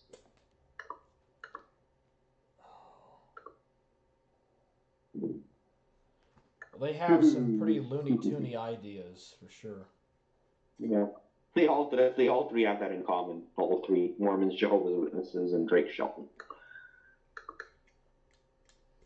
I never really understood what Drake Shelton was trying to achieve, politically speaking. It went over my head. Yeah, I think like what he was just trying to be like Eric John Phelps. He was trying to like Eric John Phelps wants his own breakaway pro-Baptist state. I think Drake wanted the same thing, but no one really took him seriously. Like he doesn't have any. I don't think anyone follows him anymore. Like I think he's lost most of his following. That's why he left YouTube. So. Yeah, that's what he said. He literally said in his video. He said is like, "I'm leaving Iowa because you guys aren't serious." He's like, "I'm moving to Nevada and California because you guys aren't serious in supporting my ministry. So I'm gonna have to go to Nevada and California to find work." So, and like I say, he went to the two most prostitute heavy states in the country. So, He really likes them Asian hookers, just like Shaggy. I bet you, dude, I wouldn't doubt if him and Shaggy have met at the same brothel where they both go for sex. They probably met each other and didn't even know it. Mm-hmm. They're both similar. Marmon Shaggy. I am Marmon Shaggy. I saw one video Drake made. I think he was living in he was in a lobby, there was like a stairwell. He was like living in a lobby, I think. So yeah, I don't even know if he has a place to stay or not. He just lives. I think he just because I know people that I know at my local post office. I know there's one homeless guy. He practically lives at the post office. So, and obviously they don't say anything. So, I think that's the same thing with Drake. He just lives in a lobby somewhere. Because I saw one, yeah, there was a stairwell, right? He was living underneath the stairwell, so he just all he really has is a car, and he just makes he just does some job just to make money, but he doesn't actually. I don't think he owns a place or anything, right? Probably not. So he sleeps in a cardboard box under the stairwell. Something like that. He has a sleeping bag, but that's it, really. That's what it looked like. I'm not entirely sure, but that's what it looked like in one of his Billy Alt-Right videos. It looked like he was underneath the stairwell. So yeah. So all he really had, he just has a car. That's it. I look at how he eats raw food. He like eats raw eggs. It's disgusting. Like, you seen the video where he eats like raw eggs and he's like saying like, "Oh, this is great." Yeah, I've seen that. He deludes himself. He says that you shouldn't consume any sugar or caffeine, and then he drinks coffee. Oh wow. Like he's a smoker too. So. Oh, he smokes? I didn't. Oh yeah, he smokes a pipe. And he also is a binge drinker too. I wonder if he's ever been arrested for like sleeping in a back alleyway. Oh, it'll happen someday. But it's like it depends on where you sleep. Like I said, the U.S. Postal Service, they really don't like. Because the U.S. Postal, their offices are open like 24 hours. There's nothing stopping. If a homeless guy wants to sleep in a post office, he can. There's nothing stopping him. So like I say, I see the same homeless guy sleeping at the post office every day. So yeah, that's probably what he does. So. Dude. Yeah, I wonder what car he drove. Like, I wonder what car he drives. Like, how did he afford a car like that? So. Who knows? Oh, he plays the lottery. I saw on his Instagram, it looked like he won $100,000 at the lottery or something. I think that was probably fake. I think he forged that just to look good. He probably forged it.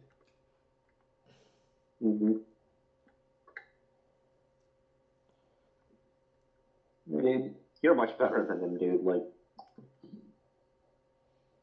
Galdi, you'll be fine, dude. Just I was gonna say that. Say again. Galdi is saying that this isn't the real Bronx Beats. It's one of those laughing Adolf trolls, or one of the laughing Adolf's trolls, or something. Just ignore it, dude. I'm not giving you any attention. So. Yeah, I mean, neither am I. Supposedly, the laughing Adolf is best friends with Mormon Shaggy or someone else that's also a troll. Yeah, dude. I just don't give it any attention. Just whatever. Like. Yeah. Somebody a while ago was some guy. Oh yeah, in Jitsi. It was in Jitsi. Some guy was joking that I don't have a foreskin. I thought, what in the world is he going on about? Who cares? I mean, do you really like? Dude, if someone really cares about that, then I'm gonna see. Like, especially a guy who's probably a homo. I think that's what I'm gonna see. If they actually care about that. Like, yeah, that's just too weird for me to want to be around. What do you think about monarchy? I don't think that it would work in the United States.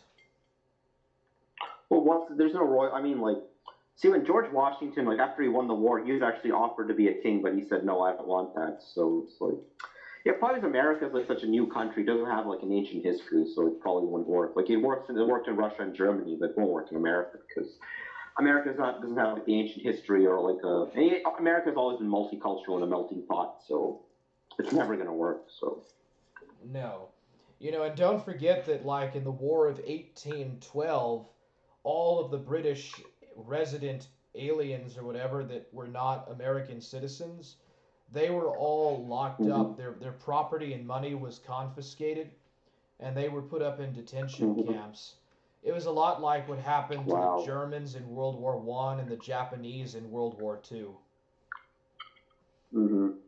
Wow, that's ridiculous. I would say so, yes. Well, there's a big anti-German set, especially among the Anglosphere. There is like a big anti-German precedent. I'm not really sure if that's a thing anymore, except in like some of the liberal circles and stuff. Like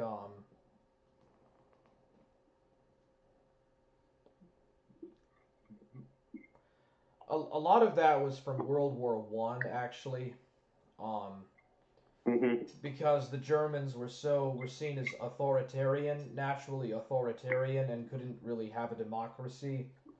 And then when the Nazis took over Germany, like the Anglos saw themselves as the purveyors of democracy, and classical liberalism, and the Nazis were basically militarists, Prussian militarists, and like the Huns, and Germany was seen as a highly barbarous country. This was popular in the 19th century with the Goths, with like the Goths and the Huns and stuff. Every European saw the Germans as inferior barbarians. It was a popular thing. It was mostly British. British created this like propaganda. They're like depicting Germans as like gorillas and all. It was the British who created this propaganda, and really the British were no different. And British were barbarians too. So yeah, well, the British became very What happened about the British was they became really egotistical with their empire. I talked about this before when I was talking about the history of Anglo-Saxon peoples. The British basically identified entirely with their multi-ethnic empire, their huge multi-ethnic, multi-racial empire and stuff, and it made them identify more with that than with Europe.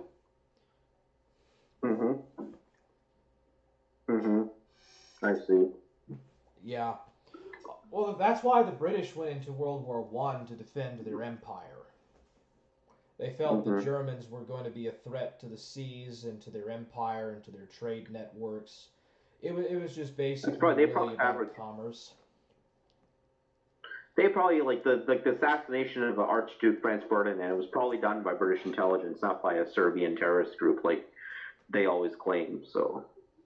Well, they paid, the intel paid and hired Serbs to do the deal. Yeah. You know, seal the deal.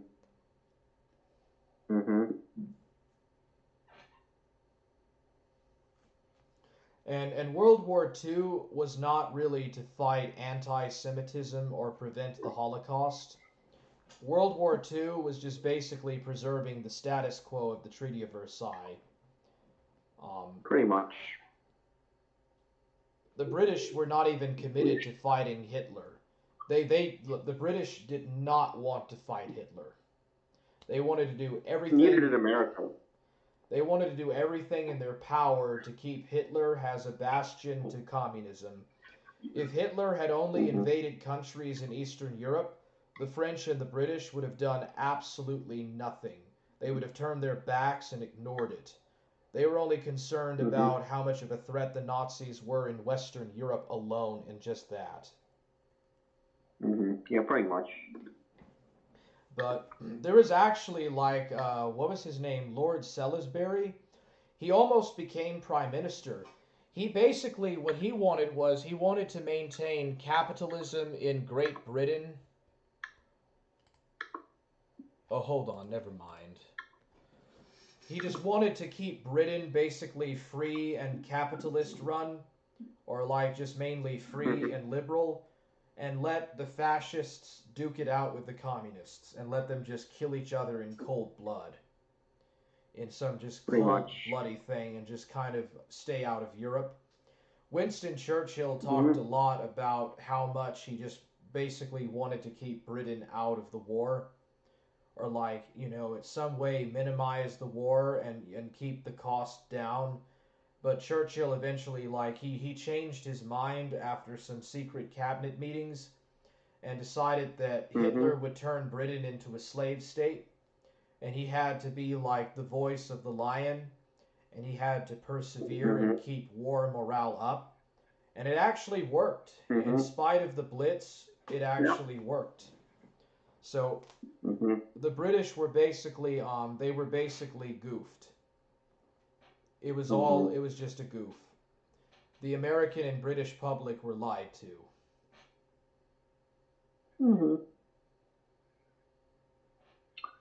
Yeah, it was. I mean, pretty every war since like the 1800s has been a lie to some extent. So, well, especially the Napoleonic Wars. Like Napoleon was funded and financed. He was a Freemason for sure, 100%. Yeah. He was a classical. I'm sure Jesuits were behind him too, and the Jesuits too, probably. Well, he was a Joachimite. I don't know if Napoleon was a Gnostic, but he was definitely a Joachimite. I think Napoleon even quoted saying that he liked the ideas of who is the guy that founded the Franciscan and Augustinian branches of the monasteries? Assisi, Francis of Assisi.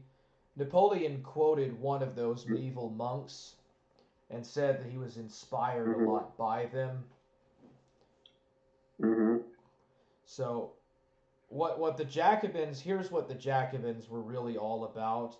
They were all about spreading the influence of a humanist secularist version of the medieval monastery, but in like a classical Plato's Republic sense of that.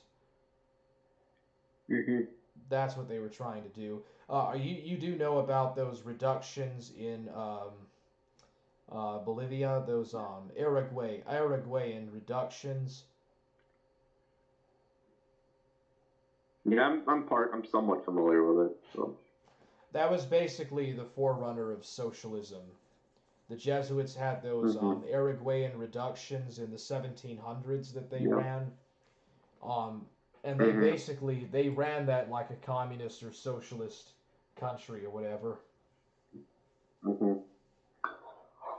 Well, yeah, I always say the difference between communism and socialism is that, socialism is not called for abolition of private property. It's just, all it calls is for the government to intervene and to stop big corporations from exploiting. That's all it is, really. But communism is like calling for everything needs to be nationalized, which is ridiculous. So. Yeah, communism would not work. It's way too. Communism is evil. Communism is just as evil as like laissez-faire capitalism. It's just as bad, if not worse. Like, I would say like free market capitalism and communism are probably the two enemies of civilization. I would say two biggest enemies. Yeah. I would say that communism is definitely the greater of the two evils, but laissez-faire capitalism is no better. And in many ways, it's actually worse because it's more widespread than communism. Yeah. Well, because people think like they're free in a laissez-faire capitalist society, but they don't realize they're practically slaves to corporations, essentially. So, under communism, you're practically a slave to the federal government or the state. So. Yeah, and you see, that's what I've been telling all these people from Bitwave and from the Kino Corner. I've been telling these people, and only Euros is the only guy that basically figured it out.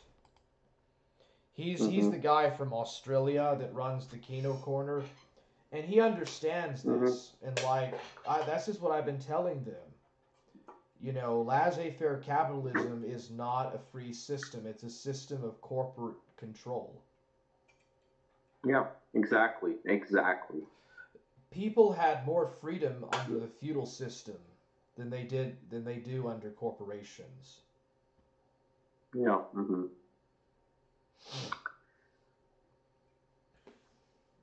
But yeah, I don't know, man. I mean, like if you think about it, look at like a corporation like Walmart. Walmart practically killed all mom and pop stores, essentially all local stores, essentially. So just about. That's what it does. It kills business.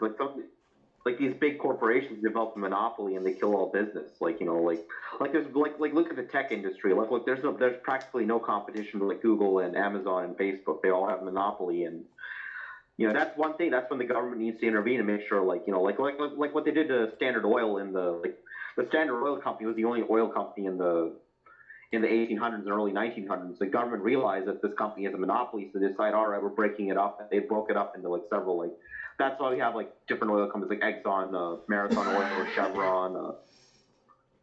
It probably was a good thing. At least there's competition in the oil market now. At least it's not like. I think the Exxon Mobil is still pretty big, but it's like not as bad as like having one company like the tech industry. So. Yeah. So basically, almost the entire tech industry is dominated by Microsoft or Silicon Valley, and it's always in Silicon Valley. Sorry, go ahead, sir. It's like the big five. You call it they're often referred to as the big five, like the big five in the tech industry. So it's Google, Amazon, Microsoft, Apple, and Facebook. Those five companies like own the tech industry. They all and they all do different things. Like Google is search engine. Like Microsoft is your computers.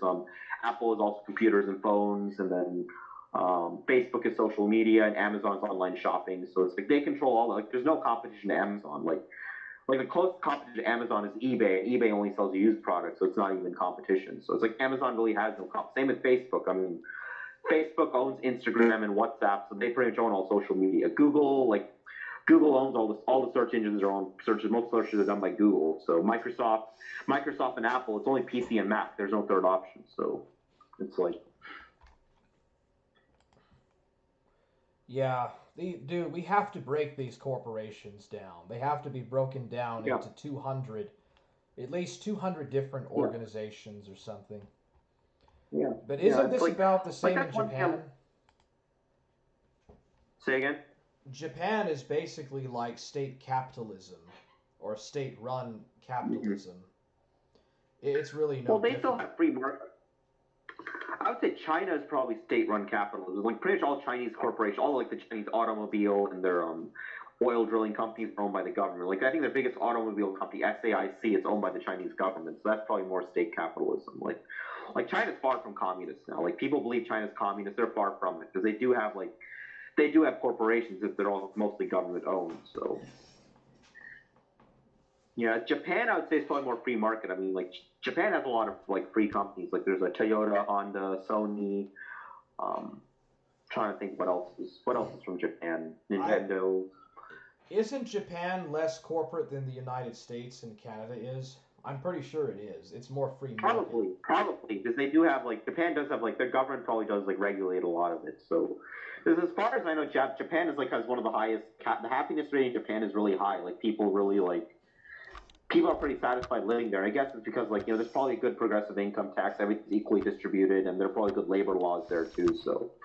It probably is less capitalist, and thing is, it works too. I mean, look, like Japan probably makes more cars than any other company, any other country in the world. So I think that's South Korea actually.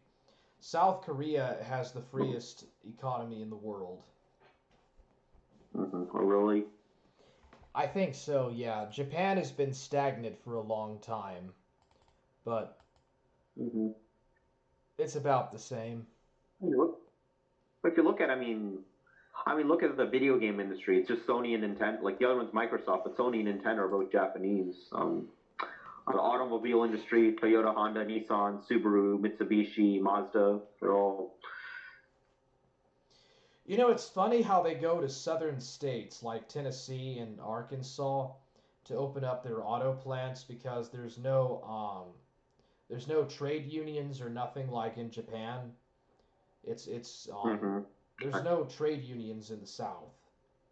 I wonder why that is. Yeah, I'm not sure. I'm not sure why either. So, but I mean, is it good for like? They're probably like reason I guess they don't go to Michigan is that's controlled by like Ford and GM, so that's why they send it to the South. Yeah, there's no competition in the southern states because there's no home-built industry. It's probably cheaper too to have a plant there. Like probably state taxes are probably lower in those southern states, so that's probably why they go there. Well, Texas used to be a sharecropping, heavily sharecropping and cash crop state, and that it shifted away from sharecropping. It shifted away from tenant-based sharecropping to the oil and petrol industry, and also there was a lot of timber industry in Texas for a while, and then there's also a lot of the automobile industry in Texas too. But it's mainly cattle and gas. It's mainly beef and gasoline for Texas. A lot of drill oil pipelines in the Gulf.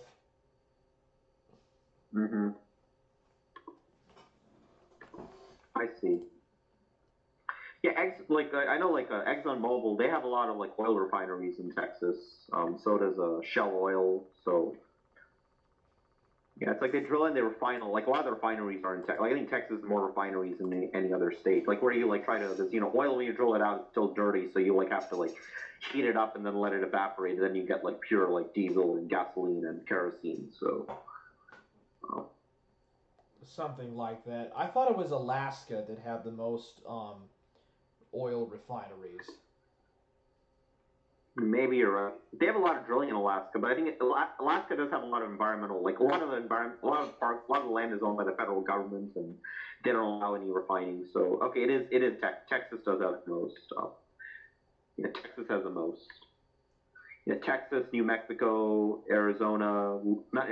Texas, New Mexico, Arkansas, Louisiana, Mississippi, Alabama. They have the most, I think, that region. So. That's basically how how this region became wealthy in the first place, because like after the Civil War, the South was very impoverished, and it took basically until like the Republican strategy to actually for the South to get wealthy again. Jim Crow actually kept the South poor, believe it or not. No. It was only with the end of Jim Crow that the South got rich.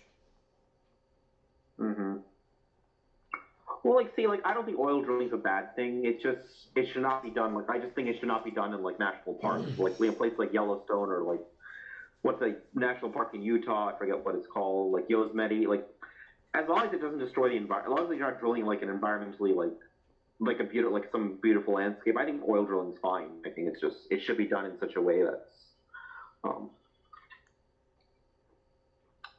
like I don't mind driving gasoline powered cars. I mean, that's all we really have, so. Like, what are your thoughts? Well, I mean, I can't buy a Tesla. It's like $130,000 or $70,000 or whatever. So I have to use a petrol-based vehicle. Yeah. I think petrol-based vehicles are perfectly fine. Like, because I don't buy in the whole global warming. Like, I personally don't believe. Like, do you have any thoughts on global warming? I personally don't believe in it. So. Neither do I. It's just impossible because the polar ices, like the polar ice caps, would have already melted a long time ago. Yeah, I think the Earth goes in cycles. I think right now we're just going in like a sort of like one. Because look, everyone agree, like even scientists agree, Earth is only warmed by like in the last like 100 years, Earth is only warmed by 1 degree Fahrenheit. So it's like I think it's just going into cycles. So.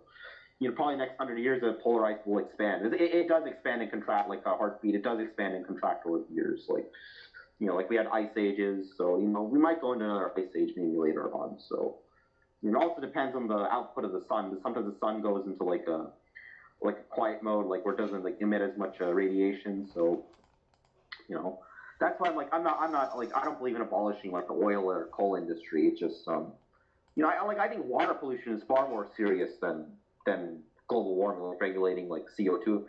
Because, people have to realize, how much of the atmosphere is composed of CO2? Do you know how much? Like, no, I don't. Like 2 or 3%? It's actually 0.4%. Like 0.4% of the atmosphere is CO2. Like, consider that even with all our burning factories, all our cars and trucks and our diesel ships or airplanes, CO2 is still only 0.4% of the atmosphere. So that's very low. Like the greenhouse effect, it's. See, like Venus does have a greenhouse effect. Because Venus's atmosphere is like 96% of CO2. So yeah, Venus will have it, but like Earth's atmosphere is only 0.4%. The rest, like I think, like 70% of it's nitrogen, and the other like 30% is oxygen. So it really doesn't. Like I don't see much of it. I don't see how there could be much of a greenhouse effect with just like 0.4% of the atmosphere being composed of CO2. It's just impossible. So I think gasoline is fine. It's just like I said, you should only just make sure it should not like contaminate the environment. All I say is that the drilling should not hurt like landscape. So there's really no other alternative to it. Like electric cars are probably never gonna. Electric car. The problem with having electric cars is it's like you can't like. The lithium ion batteries to make them they actually cost much more to make than a gasoline engine, and to get the lithium ion to make it, you have to like import it from China. So it's like we're pretty much becoming more subservient to China by switching to all electric. So, Yeah, lithium batteries imported from China and dependency on that. Yeah. Yeah, so like, I thought that we're I getting think we're more better off. stuff made from Vietnam and Indonesia, though, and less from China. Yeah, we do import, like, I know from Singapore, like a lot of the computer chips that they're using our laptops and our computer systems, they actually come from, like, I think Singapore or from that region, so. Singapore and Taiwan. I don't think India is going Taiwan. to ever be a great power. I don't see India ever becoming significant. Yeah, like India, like thing that's unique about India is India essentially is like a multicultural state too. Like it has like so many different even among the Indians, there's like several different ethnic groups there. Like I think there are like Punjab and I don't even what's another one like Gujarat I think is another one. So it's like really divided. It is like India is like if Europe was one state, like all the European, let's say like which kind of is now like. So, like, that's what India is. So, yeah, I think their main industry, I think, is coal, I believe, in India. Like, I think I might be wrong. But... Coal, that's like in the 19th century. So they're basically just stuck in the 70s with their infrastructure. I've heard they're trying to change it, though. They're trying to go to, like, more like nuclear power or something. Yeah. Okay, I was wrong. Biggest industry in India is actually the textile industry. Okay, I was wrong. It's textile. Textile is their biggest industry. So, that's why the British wanted it, is because like India is like rich in like they had a big like cotton farming and all that. So that's why they got big. So yeah, probably China is probably going to be the next big world power, just because they control so much of the production and manufacturing. So, That's really incredible how China became so industrial so fast.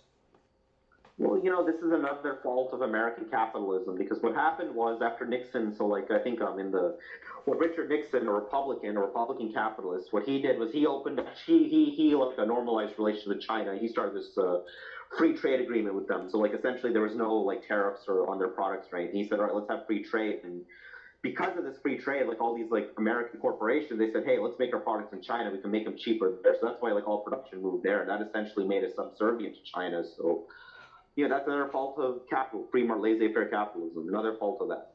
And it's thanks to Republican Richard Nixon. Blame him for this. Like, basically, so yeah. Yeah, I'm just glad I have someone that agrees with me on this. I'm really glad I can talk to you and 3-4 about this. Like, I feel like you guys are like rational about it. So. Oh yeah, of course. It was the Republican Party that destroyed the Confederacy. Like, it was all the Republicans that were so much for freeing the slaves so they could put them to work in the factories and the railroads with the Chinese people. And basically all that happened was that black slavery was replaced with Chinese slavery on the Transcontinental Railroad. Pretty much.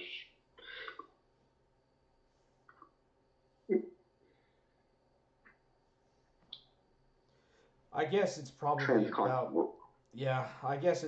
about time to wrap this up. Do you want to continue on or what? Pretty good. No, we can end it soon because like I know you want to give the trucking school a call too, so I don't want to like interfere with that. It's almost 6 in your area, so yeah. So like, do you want to set up Hangouts on Google? Do you want to do that, like so we can chat there? Do you ever use Google Hangouts? Yes, I've had that for a few years, but I've never used it. I'll have to set one. Let's set it up. Like, why don't you end the stream? Like, so why don't you end the stream? I'll show you how to set it up. So Okay. You will do it in private, so no one else use it. So. All right. See y'all, everybody. I'm gonna end the stream, but yeah.